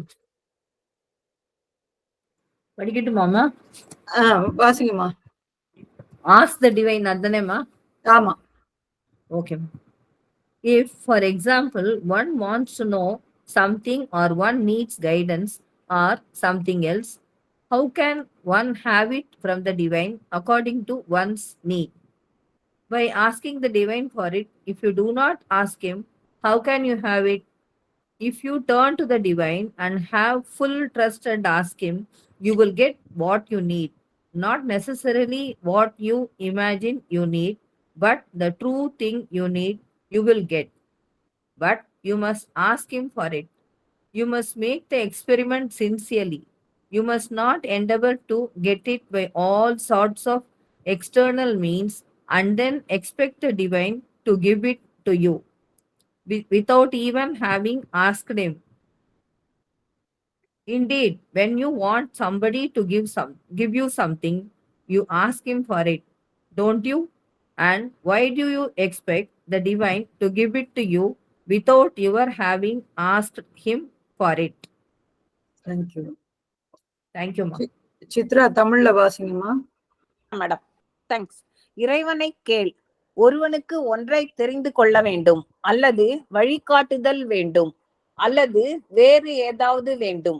அதை அவனுடைய தேவைக்கேற்ப இறைவனிடமிருந்து பெறுவது எப்படி? இறைவனிடம் அதை தரும்படி கேட்பதன் மூலம் நீ கேட்காவிட்டால் எப்படி கிடைக்கும்? நீ இறைவனை நோக்கி திரும்பி அவன் மீது முழு நம்பிக்கை வைத்து அவனிடம் கேட்டால் உனக்கு தேவையானது கிடைக்கும். நீ உனக்கு தேவை என்று கற்பனை செய்து கொள்வது கிடைக்காமற் போகலாம். ஆனால் உனக்கு உண்மையாக தேவைப்படுவது கிடைக்கும். ஆனால் நீ அவனிடம் அதை தரும்படி கேட்க வேண்டும். இந்த பரிசோதனையை நீ மனப்பூர்வமாக செய்ய வேண்டும். வேறு எல்லா விதமான புற வழிகளிலும் அதை பெற முயன்று கொண்டு இறைவனை கேட்காமலே அவன் அதை தர வேண்டும் என்று எதிர்பார்க்க கூடாது. யாராவது உனக்கு ஒற்றை தர வேண்டும் என்றால் அவரை கேட்பதில்லையா? இறைவன் மட்டும் நீ கேட்காமலேயே உனக்கு ஒன்றை தர வேண்டும் என்று ஏன் எதிர்பார்க்கிறாய்? நன்றி மேடம். நன்றி. இதுதான் நாம செய்யற தப்பு. ஏன் மதருக்கு தெரியாதா அப்படின்ற ஒரு கேள்வி நமக்கு அப்பப்ப வந்துடும். ஏன்னா கேட்கறதையெல்லாம் கொடுக்கறதுனால தெரியாதா அவங்களுக்கு அப்படின்றது வரும். ஆனா இறைவனை கேட்க வேண்டும், கேட்டாதான் கிடைக்கும். இந்த மகாத்மா காந்தி நகர்ல அந்த தியான மையத்துல பேச சொல்லும் போது இததான் சொன்னேன் நான். அதாவது மகாபாரதத்துல ஒரு சின்ன கதை இருக்கு. அத இந்த கீதைக்கு பகவத்கீதை போல வேற ஒரு கீதை சொன்னாங்க. அது என்ன கீதை ஞாபகம் இல்ல எனக்கு இப்போ. அது என்ன Uddhava Gita. Yes, Uddhava Gita. Right, thank you. Attend பண்ண மாதிரியே சொல்றீங்க. அங்கேயும் இதேதான் தடுமாறினேன். உத்தவ கீதை அப்படின்னு சொல்லுவாங்க. அது தெரியுமா புவனேஸ்வரி அம்மா உங்களுக்கு? அந்த இது ஆமாங்க மேடம். கிருஷ்ணன் அவரோட காலம் முடிஞ்சு கிளம்ப போறாரு. அப்ப உத்தவர் சொல்லிடுறேன். அப்ப கிருஷ்ணர் காலம் முடிஞ்சு அந்த மகாபாரதம் யுத்தம் முடிஞ்சு அது எல்லாம் இதாயிடுது. அவர் கிளம்ப போறாரு. அப்போ அந்த உத்தவன் அவர் கிருஷ்ணனுக்கு சாரதின்னு நினைக்கிறேன். அவர் சில கேள்விகள் கேட்கிறார். இல்ல மேடம், அவர் ரொம்ப நெருங்கிய ஃப்ரெண்டு. ஓகே. அவர் ஆனா எனக்கு சொல்லப்பட்டது அப்படிதான் நினைக்கிறேன். சோ நான் எங்கேயோ பார்த்தேன். அப்ப அவர் கேக்குறாரு, ஏன் நீ ஹெல்ப் பண்ணல பாண்டவர்களுக்கும் இந்த கௌரவர்களுக்கும்? அது இந்த முதல்ல எதுல ஆரம்பிக்குது? அந்த சொக்கட்டான் ஆடுறதுலதான் அது ஆரம்பிக்குது இல்லையா? அப்போ அது ஆடும்போது அப்போ அது ஏன் அப்பயே நீ தடுத்திருக்கலாமே? இவ்வளவு பெரிய யுத்தம் வரணுமா? இத்தனை பேர் சாகணுமா? அப்பயே நீ அதை செஞ்சிருக்கலாம்ல அப்படின்னு அந்த உத்தவன் கேக்குறாரு. அப்போ சொல்றாரு, கிருஷ்ணர் சொல்றாரு, இல்ல நான் கிருஷ்ணர் என்ன சொல்றாரு அப்படின்னு சொன்னாக்கா, சொக்கட்டான் ஆடுறதுக்கு கூப்பிட்டாங்க. இவங்க போனாங்க. ஆனா அங்கே கௌரவர்கள் என்ன சொல்லிட்டாங்க? துரியோதனன் என்ன சொல்லிட்டான்? எங்களுக்கு பதிலா என்னுடைய மாமா சகுனி ஆடுவார் அப்படின்னு சொல்லிட்டாரு. அப்ப இவங்க என்ன சொல்லியிருக்கணும்? எங்களுக்கு பதிலா எங்களுடைய மாமா கிருஷ்ணர் ஆடுவார் அப்படின்னு தானே சொல்லியிருக்கணும். அப்ப என்னை கூப்பிட்டாங்களா அவங்க? நான் அரண்மனை வாசல்ல நான் காத்துக்கிட்டு இருந்தேன் அப்படின்னு கிருஷ்ணர் சொல்றார். அப்ப என்ன கூப்பிடல, நான் என்ன பண்றது? அதனால அது போச்சு. சரி, ஒவ்வொன்னத்தையா இழந்தாங்களே, அப்பயாவது என்ன கூப்பிட்டுருக்கலாம், அப்பயும் கூப்பிடல. சரி, கடைசியில வந்து எல்லாத்தையும் இழந்ததுக்கு அப்புறம் திரௌபதிய வந்து வச்சு ஆடுறாங்க. அப்பயும் அவங்க வந்து என்ன கூப்பிடல. இறுதியாக திரௌபதியும் வந்து என்ன செய்றா, தன்னுடைய மானத்தை காக்க தானே போராடுகிறாள். அவ அப்பயும் என்ன கூப்பிடல. அவளால முடியாதுன்னு ஒரு கட்டம் வரும்போது கிருஷ்ணான்னு கையை தூக்கி கூப்பிடும்போது நான் வந்தேன் அப்படின்னு கிருஷ்ணர் சொல்றார். சோ அப்போ வந்து என்ன தெரியுது அப்படின்னு சொன்னா, நாம வந்து கேட்கணும், இறைவன்கிட்ட கேட்கணும், அவனுடைய உதவியை நாடணும், அவனுடைய வழிகாட்டுதலை கேட்கணும். நான் என்ன செய்யறது அப்படிங்கிறத நாம கேட்கணும். ஒவ்வொரு நிமிஷத்துலயும் நமக்கு ஒரு சாய்ஸ் இருக்கு. இது ஒண்ணு இதை தேர்ந்தெடுக்கலாம், இல்லாட்டி இன்னொன்னு தேர்ந்தெடுக்கலாம் அப்படிங்கிறத நம்ம ஏற்கனவே படிச்சோம். இந்த சன்லிட் பாத்லயே choice is yours, choice is always there. அப்ப நமக்கு எதை தேர்ந்தெடுப்பது அப்படி என்று நமக்கு தெரிவதில்லை. அவ்வாறு தெரியாத போது இறைவனுடைய வழிகாட்டுதலை வேண்டி கேட்க வேண்டும். அதுதான் முக்கியமானது. அவனா நம்ம கேட்கறதே இல்லை. நம்ம மைண்ட வச்சே குழப்பிட்டே இருக்கணும். இல்ல அவங்க அதை சொன்னாங்க, ஒருவேளை அதான் சரியா இருக்கும், இல்ல இவங்க இதை சொன்னாங்க அதனால ஒருவேளை இதுதான் சரியா இருக்கும். இப்படியே வந்து அதை ஒரு போராட்டமாவே நாம வந்து வாழ்க்கையை வந்து ஆக்கிக்கிறோம். சோ ஒரு எஸ்எஸ் அந்த கீதா கிளாஸ் இப்போ வந்து போயிட்டு இருக்கும்போது அதுல வந்து அதுல அப்படிதான் கிருஷ்ணர் வந்து சொல்றாரு, இறைவனுடைய சங்கல்பம் என்னவோ, டிவைன் வில் என்னவோ, அதை உனக்கு ஏற்று நடக்க தெரிய வேண்டும் அப்படின்னு சொல்றார். அதாவது வெறும் கர்மயோகத்தை மட்டும் பின்பற்றி நடந்து செல்வதில்லை கீதையினுடைய பாதை. இறைவனுடைய விருப்பம் என்னது அப்படின்னு தெரிஞ்சு அதற்கு கீழ்ப்படிந்து அதன்படி அதை ஏற்றுக்கொண்டு, இத்தனை இருக்கு ஸ்டெப்பு, அதை ஏற்றுக்கொண்டு அதன்படி நடக்க நீ முயல வேண்டும். அப்பதான் வந்து அது சரியா வரும் அப்படின்னு கிருஷ்ணர் சொல்றார். இது பகவத்கீதையிலையும் இருக்கு. சோ இது போல வந்து நமக்கு அந்த இறைவனுடைய விருப்பம் என்னது அப்படின்னு நமக்கு தெரியாதப்போ, ஏன்னா அதுதான் மிகச்சிறந்த ஒரு தீர்வாக இருக்கும் எந்த ஒரு விஷயத்துக்கும். ஆனா அதை நாம எப்பயுமே செய்யறதே இல்லை. ஏன்னா இறைவனுடைய விருப்பம் என்னன்னு நமக்கு தெரியாதே, நமக்கு அதை கண்டுபிடிக்கவும் தெரியாது, அதற்காக என்ன செய்யணும் அப்படிங்கிறதும் நமக்கு தெரியாது. சோ இது மாதிரி விஷயங்கள் இருக்கும்போது இறைவனுடைய அந்த வழிகாட்டுதல் கைடன்ஸ் வந்து நாம எப்பயுமே கேட்கணும் அன்னைக்கிட்ட. நீங்க எனக்கு வழிகாட்டுங்க, எனக்கு என்ன சொல்றதுன்னு தெரியல. இத வந்து பகவான் அரவிந்தருடைய வாழ்க்கையிலையும் நம்ம பார்க்கலாம். விஷ்ணு பாஸ்கர் லேலையோட உட்கார்ந்து அவர் வந்து 3 நாள் அந்த மௌன பிரம்ம சித்தி அந்த 3 நாள்ல அவருக்கு கிடைச்சது. ஒரு நிலையான மௌனம் வந்து அவரை ஆட்கொண்டது. அப்போ அந்த 3 நாள் அந்த பிராக்டிஸ் முடிஞ்ச உடனே ஒரு சுதந்திர போராட்ட இதுக்கு வந்து கூட்டத்திற்கு அவரை பேசும்படி அழைக்கிறார்கள். இப்ப போகணும், அந்த அரசியல் கூட்டத்திற்கு பேச அவர் போகணும். அப்ப லேலே கிட்ட அவர் கேட்கிறார், நான் என்ன செய்யணும், நான் எதையுமே ஒண்ணும் ப்ரிப்பேரே பண்ணலையே அப்படின்னு அவர் சொல்றார். ஏன்னா அவர் வந்து மேலை நாட்டு இதுல வந்து கல்வி முறையில் வளர்ந்தவர். ஏதோ ஒன்னத்தையும் அப்படியே பாயிண்டா எல்லாம் எழுதி வச்சுட்டு கரெக்டா பரோடா மகாராஜாவுக்கு அந்த வேலை தான் அவர் செஞ்சார். இது போல எல்லாம் செய்யும் பொழுது நான் இந்த கூட்டத்திற்கு நான் என்ன போய் நான் பேசுவேன், ஒண்ணுமே தயாரிக்கலையே அப்படின்னு சொல்லும் பொழுது, நீ எதுவும் செய்ய வேண்டாம், அந்த கூட்டத்தினரை நாராயணனாக நினைத்து வணங்கி அமைதியாக இரு, உனக்குள் பிரவாகமாக கொட்டும்னு சொன்னார் லேலே. அதே போலவே நடந்தது.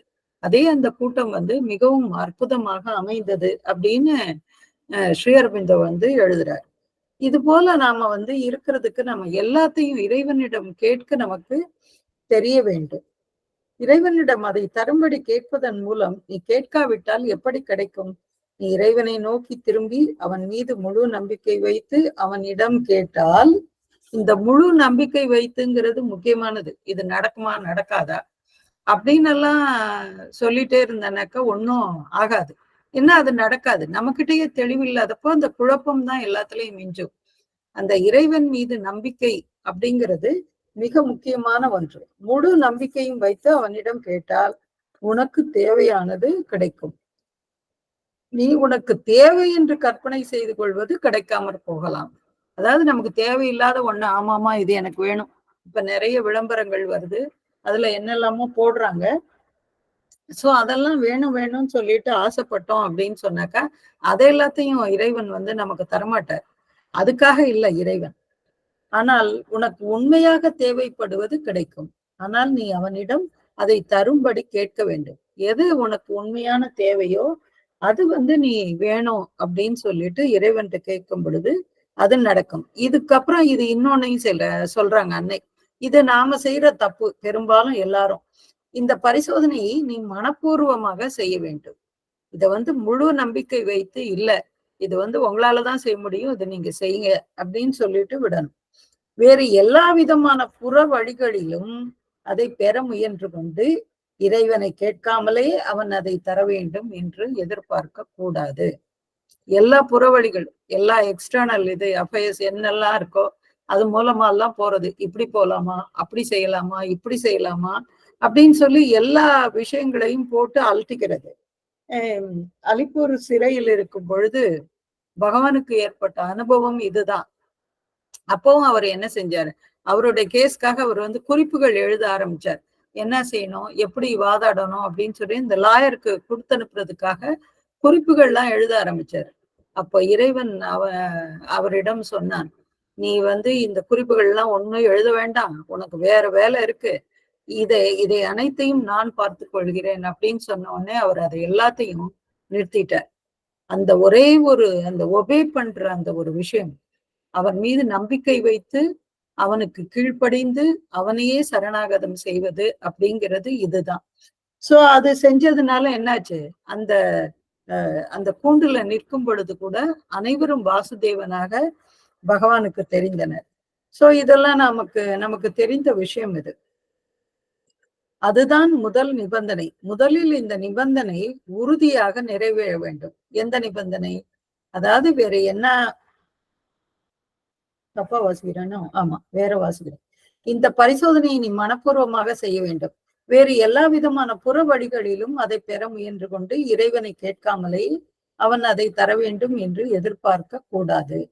யாராவது உனக்கு ஒன்றை தர வேண்டும் என்றால் அவரை கேட்பதில்லையா? ஏதாவது வேணும்னாக்க நம்ம போய் அவர்கிட்ட கேட்கறது இல்லையான்னு, இது வேணும் இல்ல ஒரு டிக்கெட் கொடுங்க அப்படின்னு சொன்னாக்க அது கூட நம்ம போய் எடுக்கிறதெல்லாம் நம்ம கேட்கிறோம். அதே மாதிரி இறைவனிடம் கேட்க தெரிய வேண்டும். இறைவன் மட்டும் நீ கேட்காமலே உனக்கு ஒன்றை தர வேண்டும் என்று ஏன் எதிர்பார்க்கிறாய்? அடுத்தது யாராவது வாசிக்கிறீங்களா? இறைவனை காணல். வாசிக்கிட்டாமா? யாரும் வாசிங்க புவனேஸ்வரி. தேங்க்யூமா, thank you. Finding the divine. Sweet mother, how can we find the divine who is hidden in us? This we have explained many times, but the first thing is to want it and know precisely that this comes first before all other things, that this is the important thing. That is the first condition. All the rest may come later. This is the essential condition. You see, if once in a while, from time to time, when you have nothing to do and all goes well and you are unoccupied, suddenly you tell yourself, I would like so much to find the divine. Well, it may take 100,000 years in this way. But if it is the important thing, the only thing that matters, and if everything else comes afterwards, and you want nothing but this, then this is the first condition. You must first establish this. Later we may speak of what follows. First this, that all the rest does not count, that only this counts, that one is ready to give up everything to have this, that it is the only thing of importance in life. Then one puts oneself in the condition of being able to take a step forward. Thank you, ma. Thank you. தமிழ்ல யாராவது வாசிங்க. நான் வாசிக்கட்டுமா madam? வாசிங்கம்மா. இறைவனை காணல். இனிய அன்னையே, நம்முள் மறைந்திருக்கும் இறைவனை கண்டுபிடிப்பது எப்படி? இதை நாம் எத்தனையோ தடவை விளக்கியாயிற்று. முதலாவது, நீ அதை விரும்ப வேண்டும். இறைவனை கண்டுபிடிப்பதே எல்லாவற்றிற்கும் முதலாவதாக வர வேண்டும். அதுவே முக்கியமான விஷயமாக இருக்க வேண்டும். இதுவே முதல் நிபந்தனை. மற்றவை எல்லாம் பின்னால் வரலாம். ஆனால் இதுவே அடிப்படையான நிபந்தனை. இதோ பார், எப்போதோ ஒரு கால், அவ்வப்போது, செய்வதற்கு வேறொன்றும் இல்லாத போது, எல்லாம் நல்லபடியாக நடந்து உனக்கு வேலை ஒன்றும் இல்லாது இருக்கும் போது திடீரென்று இறைவனை கண்டுகொண்டால் எவ்வளவு நன்றாக இருக்கும் என்று நினைத்துக் கொள்கிறாய். இந்த மாதிரி விரும்புவதாக இருந்தால் இறைவனை காண 100,000 ஆண்டுகள் ஆகலாம். ஆனால் அதுவே முக்கியமான விஷயமாக இருந்தால், அது ஒன்றே அர்த்தமுள்ள விஷயமாக இருந்தால், மற்ற எல்லா விஷயங்களும் அதற்கு பின் வருவதாக இருந்தால், இது ஒன்றை தவிர வேற ஒன்றையும் நீ விரும்பவில்லை என்றால் அதுதான் முதல் நிபந்தனை. முதலில் இந்த நிபந்தனை உறுதியாக நிறைவேற வேண்டும். அதன் பிறகு என்ன செய்ய வேண்டும் என்பதை பின்னால் பார்த்து கொள்ளலாம். இதற்கே முதலிடம். வேற எதற்கும் எவ்வித முக்கியத்துவமும் இல்லை. இது ஒன்றே முக்கியமானது. இதை பெறுவதற்காக எல்லாவற்றையும் விட்டுவிட நான் தயார். வாழ்க்கையில் இது ஒன்றே முக்கியமானது. இந்த நிலை வர வேண்டும். அப்பொழுது இறைவனை அடையும் பாதையில் ஒரு அடி முன்னே செல்லக்கூடிய நிலையில் ஒருவன் இருக்கிறான். Thank you madam. Thank you. Thank you. Shanmugapriya, அந்த பேசேஜ் அப்படியே உங்க பிரதர்ட்ட காட்டிடுங்க. சோ நமக்கும் இப்படிதான், பலருக்கு இப்படிதான், உடனே இது நடந்துடணும் அப்படின்னு எல்லாத்தையும் எதிர்பார்ப்போம். ஆனா இதுதான் நமக்கு பிரதானம் அப்படிங்கிற ஒரு விஷயம் நமக்கு இருக்காது. ஏன்னா இது 10ஓட 11 ஒரு விஷயமா வச்சிருப்போம். அப்ப அது அதிக காலம் தான் எடுக்கும். அதுல என்ன சந்தேகம் இருக்கு இல்லையா? ஒன்றை அடைய வேண்டும் அப்படின்னு சொன்னாக்க அதற்கான முயற்சி எடுக்கத்தானே வேணும். அதுதானே பிரதானமாக இருக்கணும் இல்லையா? அததான் இங்க அன்னை சொல்றாங்க. இனிய அன்னையே, நம்முள் மறைந்திருக்கும் இறைவனை கண்டுபிடிப்பது எப்படி? இதை நாம் எத்தனையோ தடவை விளக்கி ஆயிற்று. முதலாவது, நீ அதை விரும்ப வேண்டும். இறைவன் மட்டும்தான் எனக்கு வேணும் அப்படிங்கிறத நாம விரும்பணும். அதுக்காக இங்க போகாம இருக்க முடியுமா? அப்படியெல்லாம் நமக்கு 1008 கேள்வி வரும். கல்யாணத்துக்கு போகாம இருக்க முடியுமா? ஃப்ரெண்டை பார்க்காம இருக்க முடியுமா? எதுவாக இருந்தாலும் இறைவன் மட்டுமே பிரதானம் அப்படிங்கிறது இருந்துருச்சுன்னா மத்த எல்லாம் ஆட்டோமேட்டிக்கா அதுவே போகும். இல்லாட்டி நாம எங்க போகணும் அப்படிங்கிறத இறைவன் முடிவு செய்வான். இறைவனை கண்டுபிடிப்பதே எல்லாவற்றிற்கும் முதலாவதாக வர வேண்டும்.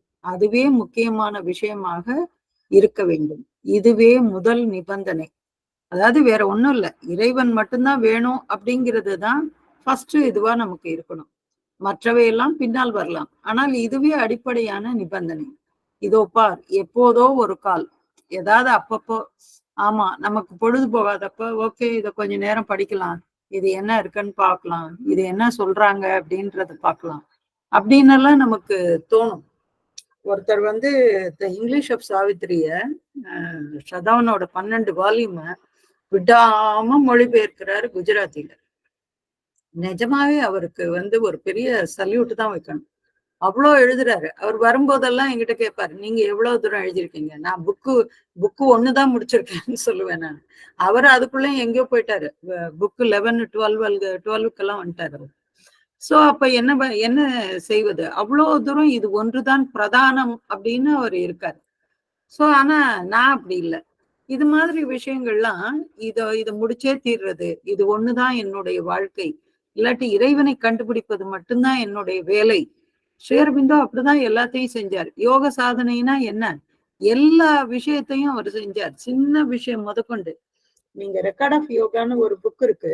அதை நான் ரொம்ப டீட்டெயிலா படிச்சது இல்லை, சும்மா ஒரு ஸ்கிப் பண்ணி படிச்சிருக்கேன். அதுல அவர் எழுதுவாரு 7:23 இருந்து 7:47 வரைக்கும் இந்த சித்தி எனக்கு இருந்தது அப்படின்னு எழுதுவாரு. எனக்கு ஒரே ஆச்சரியமா இருக்கும், அது எப்படி 23 இருந்து 47? நம்மலாம் ஒரு அப்ராக்சிமேட்டா ஒரு டைம் சொல்லுவோம், இல்ல ஒரு 7:45 இருந்து 9:45 அப்படிங்கிற மாதிரி நம்ம சொல்லுவோம். ஆனால் ஒரு மனிதர் எவ்வளவு துல்லியமாக இதெல்லாம் செய்ய முடியும் அப்படிங்கறத அதை பார்த்து, சும்மா வேற மத்தெல்லாம் விட்டேன் கண்டென்ட் எல்லாம், ஆனா இது ஒண்ணு எழுதினது இதுவே எனக்கு அவ்வளவு ஆச்சரியமா இருந்தது. இப்படியெல்லாம் கூட செய்ய முடியுமா அப்படிங்கிற அளவுக்கு. சோ அந்த அளவு அந்த யோக சாதனை அப்படிங்கிறதுல எவ்வளவு தீவிரமா ஈடுபட்டிருந்தார் அப்படிங்கறத அது காட்டுது. அவ்வளவுதான். சோ இதோ பாரு, எப்போதாவது ஒரு கால் அவ்வப்போது செய்வதற்கு வேறொன்றும் இல்லாத போது, நமக்கு போர் அடிச்சதுன்னாக்கா, எல்லாம் நல்லபடியாக நடந்து உனக்கு வேலை ஒன்றும் இல்லாதிருக்கும் போது திடீரென்று இறைவனை கண்டு கொண்டால் எவ்வளவு நன்றாக இருக்கும் என்று நினைத்துக் கொள்கிறாய். இந்த மாதிரி விரும்புவதாக இருந்தால் இறைவனை காண 100,000 ஆண்டுகள் ஆகலாம். ஆனா எப்போதாவது தானே அதை செய்யறோம். அப்போ அப்படிதான் ஆகும். நம்ம அதுவே வாழ்க்கையாக நாம் செய்வதில்லை. ஆனால் அதுவே முக்கியமான விஷயமாக இருந்தால், அது ஒன்றே அர்த்தமுள்ள விஷயமாக இருந்தால், மற்ற எல்லா விஷயங்களும் அதற்கு பின் வருவதாக இருந்தால், இது ஒன்றை தவிர வேறொன்றையும் நீ விரும்பவில்லை என்றால் அதுதான் முதல் நிபந்தனை. வேற எதுவுமே வேண்டாம், இறைவன் மட்டும்தான் வேணும். ஒருத்தர் சொல்லுவாரு, சாவித்திரி மட்டும் போதும், ஏதாவது எப்பயாவது பசிக்கு ஏதாச்சும் கொஞ்சோண்டு ஒரு டீ கொடுத்தாலும் போதும், அந்த சாவித்திரி புக்கை கையில வச்சிருந்து அதை படிச்சா எனக்கு போதும் அப்படின்னு சொல்லுவார். இது போல எத்தனையோ பேர் இருக்காங்க. அது ஒன்று மட்டும் போதும், வேற ஒண்ணுமே வேண்டாம் அப்படின்னு சொல்றவங்க. அப்ப இறைவன் எங்க இருப்பாரு? அங்கேதான் இருப்பாரு. அதன் பிறகு என்ன செய்ய வேண்டும் என்பதை பின்னால் பார்த்து கொள்ளலாம். இதற்கே முதலிடம், வேற எதற்கும் எவ்வித முக்கியத்துவமும் இல்லை. இது ஒன்றே முக்கியமானது. இதை பெறுவதற்காக எல்லாவற்றையும் விட்டுவிட நான் தயார். இது ரொம்ப முக்கியமானது. இந்த ஒண்ணு மட்டுமே எனக்கு கிடைச்சா போதும், இதுக்காக என்ன வேணாலும் செய்யறேன், நான் எல்லாத்தையும் விடுறதுனாலும் நான் விட்டுடுறேன் அப்படின்ற ஒரு நிலைமைக்கு வரணும். அதாவது இத சரணாகதின்ற வார்த்தைய சொல்லாம அன்னை இங்க சொல்கிறார். அதுவே முதல் நிபந்தனையா இருக்க வேண்டும். அதுவே எல்லாமாகவும் இருக்க வேண்டும். இந்த நிலை வர வேண்டும். அப்பொழுது இறைவனை அடையும் பாதையில் ஒரு அடி முன்னே செல்லக்கூடிய நிலையில் ஒருவன் இருக்கிறான். அப்பயும் உடனே இறைவன் கிடைச்சிட்டான்னு சொல்ல, ஒரு அடி முன்னே செல்லக்கூடிய நிலையில் அவன் இருக்கிறான் அப்படின்னு தான் சொல்றாங்களே ஒழிய, ஏன்னா இது எல்லாம் இறைவனுடைய அருளும் சேர்ந்தது. ஆன்மீகம் அப்படிங்கிறது நம்முடைய முயற்சி மட்டும் அல்ல, அதற்கான இறைவனுடைய அருளும் சேரும் பொழுதுதான் இந்த ஆன்மீக விஷயங்கள்லாம் சாத்தியம்.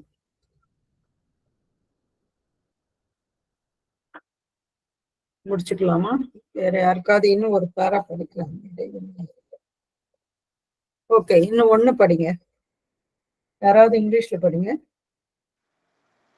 படிக்கட்டுமாம்மா? வாசிங்க. சண்முகப்பிரியா வாசிக்கிறாங்க. வாசிங்க Shanmugapriya. Thank you, ma'am. Knowing the divine. Do you understand? The only way of knowing the divine is by identifying oneself with him. There is no other. There is only one single way. Hence, once you are master of this method of identification, you can identify yourself. So, you choose your object for identification. You want to identify yourself with the divine. But so long as you do not know how to identify yourself, 101 things will always come across your path, pulling you here, pulling you there, scattering you, and you will not be able to identify yourself with him.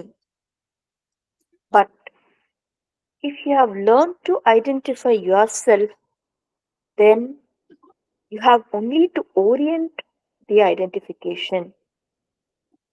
Place it where you want it, and then hold on there until you get a result. It will come very fast if you are a master of your power of identification. Yes, it will come very quickly. Ramakrishna used to say that the time could vary between 3 days, 3 hours, and 3 minutes.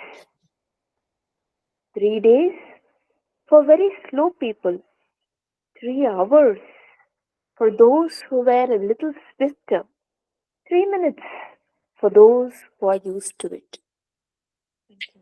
Thank you. Tamil.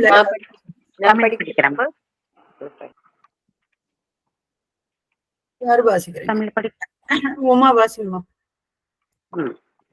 இறைவனை அறிதல் உனக்கு புரிகிறதா? இறைவனை அறிவதற்கு ஒரே வழி உன்னை அவனுடன் ஐக்கியப்படுத்திக் கொள்வதே. வேறு வழி இல்லை, இது ஒன்றே வழி. ஆகவே இந்த ஐக்கியப்படுத்திக் கொள்ளும் முறை உனக்கு கைவந்து விட்டால் உன்னை எதனுடனாவது ஐக்கியப்படுத்திக் கொள்ள உன்னால் முடியும். அதன் மேல் எதனுடன் ஐக்கியப்பட வேண்டும் என்பதை நீ தேர்ந்தெடுக்க வேண்டும்.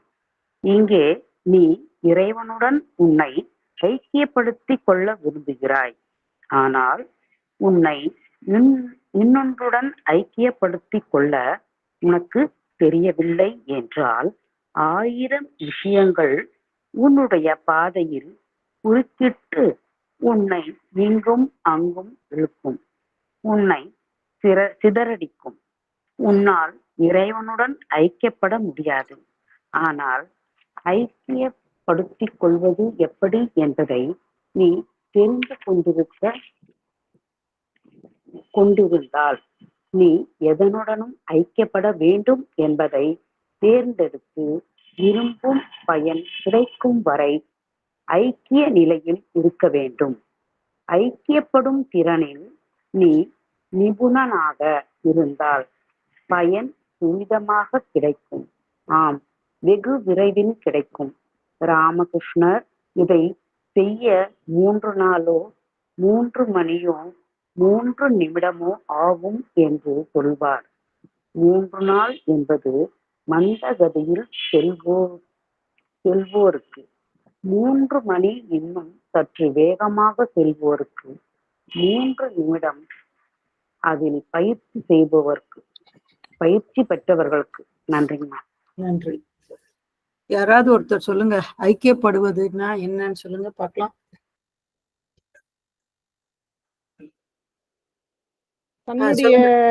சண்முகப்பிரியா சொல்லுங்க. ஆமா, கான்ஸ்டன்ட் ரிமெம்பரன்ஸ். இல்ல. அப்புறம் மைதிலி சொல்லுங்க.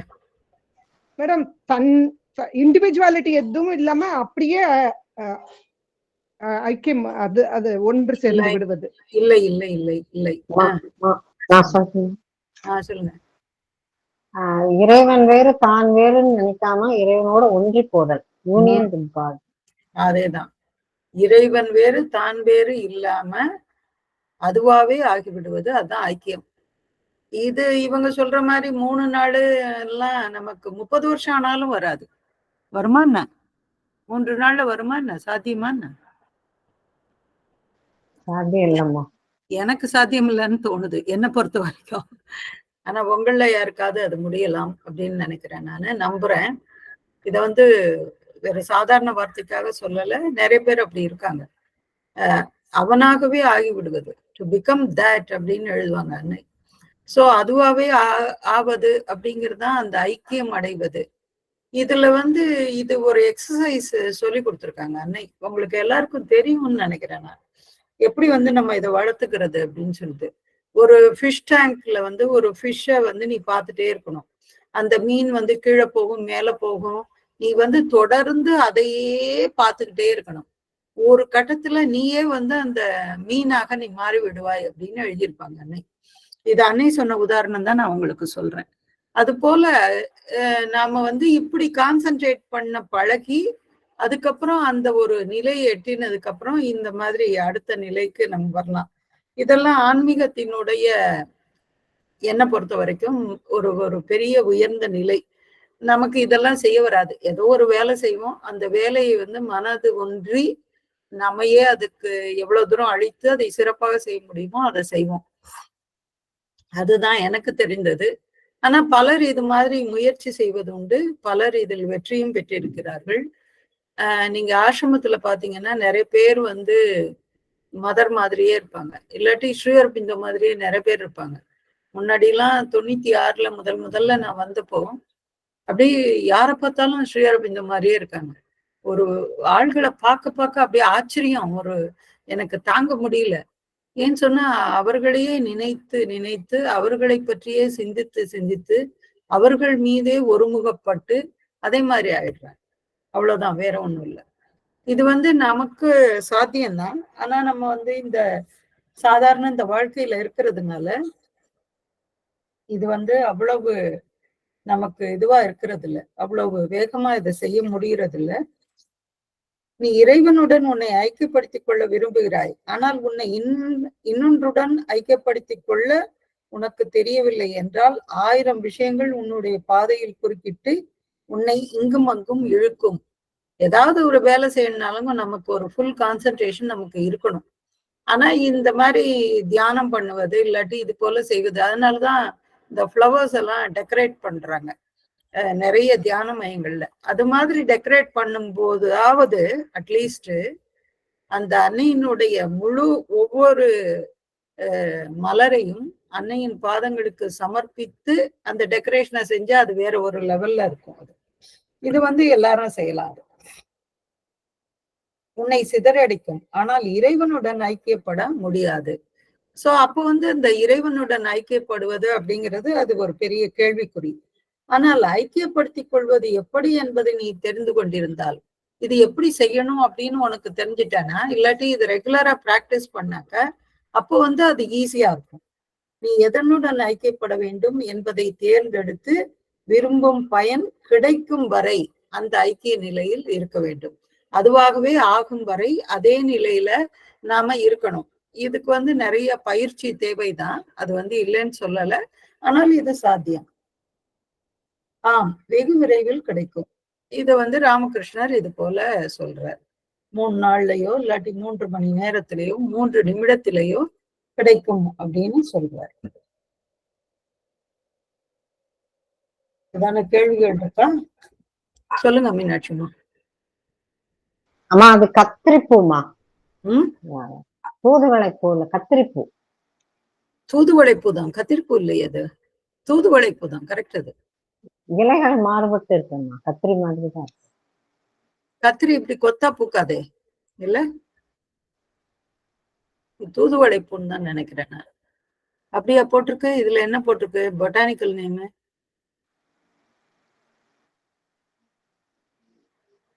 செயின்ட் வின்சென்ட் சொலானம்னு ஒரு சொலானம் ஃபேமிலி மாதிரி. சொலானம்னு போட்டிருக்கு. அது மெலங்கினியாவோ ஏதோ ஒரு வரும் கத்திரிப்பூனா. ஓகே, தெரியல. நான் இது இந்த பூ தான் நினைச்சேன் நான். ஏன்னா அதான் சொன்னேன், கத்திரிப்பூ இலை பெருசா இருக்குமா? கத்திரி மர செடியில இலை பெருசு பெருசா இருக்கும். ஆமா, இது தூதுவளை சின்னதா இருக்கும். இது தூதுவளைப்பூ தான். தூதுவளை இலை சின்னதா தான் இருக்கும். யாருக்காவது ஏதாவது கேள்விகள் இருக்கா? ராதாராணி சொல்லுங்கம்மா. கேள்விகள் இல்லம்மா, தேங்க்யூ சோ மச். இன்னைக்கு ப்ராஸ்பரிட்டி டே அன்னைக்கு நீங்க உங்க கோல்டன் டே எக்ஸ்பீரியன்ஸ் எல்லாம் சொன்னீங்க. நேத்தே நான் சில்ட்ரன் சொன்னேன், கோல்டன் டேல கேட்ச் ஆல் த கோல்டன் மூமெண்ட்ஸ்னு. நீங்க நிறைய கோல்டன் மூமெண்ட்ஸ் ஷேர் பண்ணீங்க. சன்ரைஸ், அப்புறம் உங்களுக்கு விசிறி கிடைச்சது, அப்புறம் எல்லா அன்பர்களும் நிறைய கோல்டன் மூமெண்ட்ஸ் இன்னைக்கு ஷேர் பண்ணாங்க. ரொம்ப சந்தோஷமா இருந்ததுமா. நீங்க அந்த உத்தவர் கீதையில உள்ள கதையை சொன்னப்போ நம்ம ஒரே இக்னரண்ட் சோல்ஸா இருக்கோமேன்னு தான் தோணிட்டு. அதாவது இறைவனை கூப்பிடாத இடியட்ஸா இருந்துகிட்டு இருக்கோம், என்ன சொல்றது. ஆனா அப்புறம் இன்னொன்னு, நீங்க முழு நம்பிக்கையை வைத்து கேட்டாதான் இறைவன் தருவார் அப்படின்னு அதை நீங்க விளக்குனது ரொம்ப அற்புதமா. ரொம்ப ரொம்ப நன்றி. இன்றைக்கு தலைப்பே ரொம்ப அற்புதமான தலைப்பு, அதை நீங்க விளக்குனது ரொம்ப நல்லா இருந்தது. இறைவன், உலகம், மனிதன். உலகம்ங்கிற இதுலதான் நம்ம இந்த மனிதன் மாட்டின்ட்டு அவரை தேடின்னு இருக்கோம். அவரும் முகமூடியோட இருக்காரு. ஆமா, நமக்குள்ள இருக்க. தேங்க்யூமா, தேங்க்ஸ். வேற யாருக்காவது எதை சொல்லணுமா? மேடம், எனக்கு இன்னைக்கு birthday madam. Oh, happy birthday. போன் தேங்க்யூ மேடம். வாழ்த்துக்கள். தேங்க்யூ. காலையில எல்லாரும் விஷ் பண்ணாங்க மேடம். Okay, thank you. ஹாப்பி பர்த்டேமா. Thank you. Happy returns of the day Chitra. Thank you. பிறந்த நாள் வாழ்த்துக்கள். தேங்க்யூ. எல்லாருக்கும் என் மனமார்ந்த நன்றிகள். அன்னை அரவிந்தருக்கும் நன்றி. ஹாப்பி பர்த்டே சித்ராமா. Thank you thank you. ஹாப்பி பர்த்டே சித்ராமா. Thank you thank you. எல்லாருக்கும் என் மனமார்ந்த நன்றிகள். இந்த இது சம்பந்தமா, இந்த ஐக்கியப்படுதல் சம்பந்தமாக ஒரு பிரார்த்தனை, இது ஒரு எதேச்சையா எனக்கு கிடைச்சது. இத வாசிக்கலான் இருக்கேன். நவம்பர் 28, 1912. தியானமும் உள்ளம் ஆழ்ந்து ஒன்றலும் நிமிஷத்துக்கு நிமிஷம் நடைபெறும் வேலைகளால் ஆன புற வாழ்க்கையும் நம் பரமார்த்த வாழ்க்கைக்கு இன்றியமையாத அனுசரணைகள் அல்லவா? மேற்சொன்ன இரண்டையும் பயில இவை ஒவ்வொன்றிற்கும் நாம் தரும் அவகாசம் நம்மை ஆயத்தமாக்க நாம் எடுக்கும் முயற்சிகளுக்கும் நாம் அடைய போகும் சித்திக்கும் இடையேயுள்ள தொலைவையை எடுத்து காட்டுகிறது. ஏனெனில் தியானம், உள்ளம் ஆழ்ந்து ஒன்றல் இரண்டிற்கும் பலன் பரம்பொருளுடன் ஐக்கியப்படல். இந்த ஐக்கியம் தானே மலரும் பூவை போன்றது. நிமிஷத்திற்கு நிமிஷம் நடைபெறும் வேலையோ எனின் அது கம்மர் பட்டறையை ஒக்கும். நம் இருக்கையின் கரணங்கள் எல்லாம் அதன் மீது கிடத்தப்பட்டு சம்மட்டி அடிபெற்று மென்மை, தூய்மை, நயம், பக்குவம் ஆனவற்றை பெற்று உள்ளம் ஆழ்ந்து ஒன்றலினால் கிட்டும் போதத்தை அவை ஒவ்வொன்றும் பெற பூரண அருகதையை அடைகின்றன. பூரண சித்திக்கு வெளிச்செயல் இனி தேவையில்லை என்ற அளவுக்கு நம் கரணங்கள் எல்லாம் ஒன்றன் பின் ஒன்றாய் தினசரி வேலையாம் மூசையில் புடம் இடப்பட வேண்டும். இதில் வெற்றி கண்டதும் மற்றவர்களும் இதே சித்த சுத்தியையும் பூரண ஆத்ம போத நிலையையும் பெறுவதின் மூலம் பரமனை அவர்கள் மூலம் ஒளிரச் செய்யும் திருப்பணியில் நாம் ஈடுபட வேண்டும். நம் ஆன்மீக வளர்ச்சிக்கு பெரும் கேட்டை விளைவிக்கும் செருக்கு, அகம்பாவம் இவற்றை அறவே ஒழித்து நம் இருக்கையின் எண்ணற்ற கரணங்களில் நயப்படுத்த வேண்டியவற்றை நயப்படுத்தியும் அகந்தையை மறந்து விஸ்வத்தை நாட வேண்டியவற்றிற்கு அதை கற்பித்தும் பக்தி, ஸ்ரத்தை, நல்லெண்ணம், இனிமை, பெருக்கு ஆனவற்றை அவற்றிற்கு ஊட்டியும் சிறிதோ பெரிதோ நமக்கு வாய்க்கும் எல்லா சந்தர்ப்பங்களையும் பக்தி சிரத்தையுடன் இப்பணிக்கு நாம் பயன்படுத்தி கொள்ள வேண்டும். இந்த சாதனை சித்தியான போதே நம் இருக்கையின் கரணங்கள் உள்ளத்தில் ஆழ்ந்து ஐக்கியத்தை பெறவும் முழு ஏகாகிர சிந்தையில் பரமனுடன் ஐக்கியப்படவும் சித்தமாய் உள்ளன எனலாம். உத்தமர்களுக்கு கூட இதே காரணத்தை கொண்டே இந்த சாதனையின் போக்கு நிதானமாய் இருக்க வேண்டியது அவசியம் என எனக்கு தோன்றுகிறது. எளிதில் கிட்டி நம்மை மலைக்க வைக்கும் சித்திகள் பூரணமானவை என எனக்கு படவில்லை. இவை நம் இருக்கைக்கு புதிய விழிப்பை தந்து நம் சன்மார்க்கத்தை நாட உதவலாம். ஆனால் மேலே சொன்ன சாதனா முறையே நம் லட்சியமாம் உருமாற்றம் கிட்ட உதவும். என் இருக்கையிலும் யாவற்றிலும் ஒளிரும் பரமனை, நின் ஒளி ஒளிரட்டும், நின் சாந்தி எங்கும் நிலவட்டும். நல்ல அற்புதமான ஒரு பிரார்த்தனையா இருந்தது. எப்படி நம்ம உள்ளாழ்ந்து போகணும், அன்றாடம் வேலைகள் செய்கிறோம், ஆனாலும் இதுல என்ன இருக்கு அப்படிங்கிறது. November 28, 1912 prayer.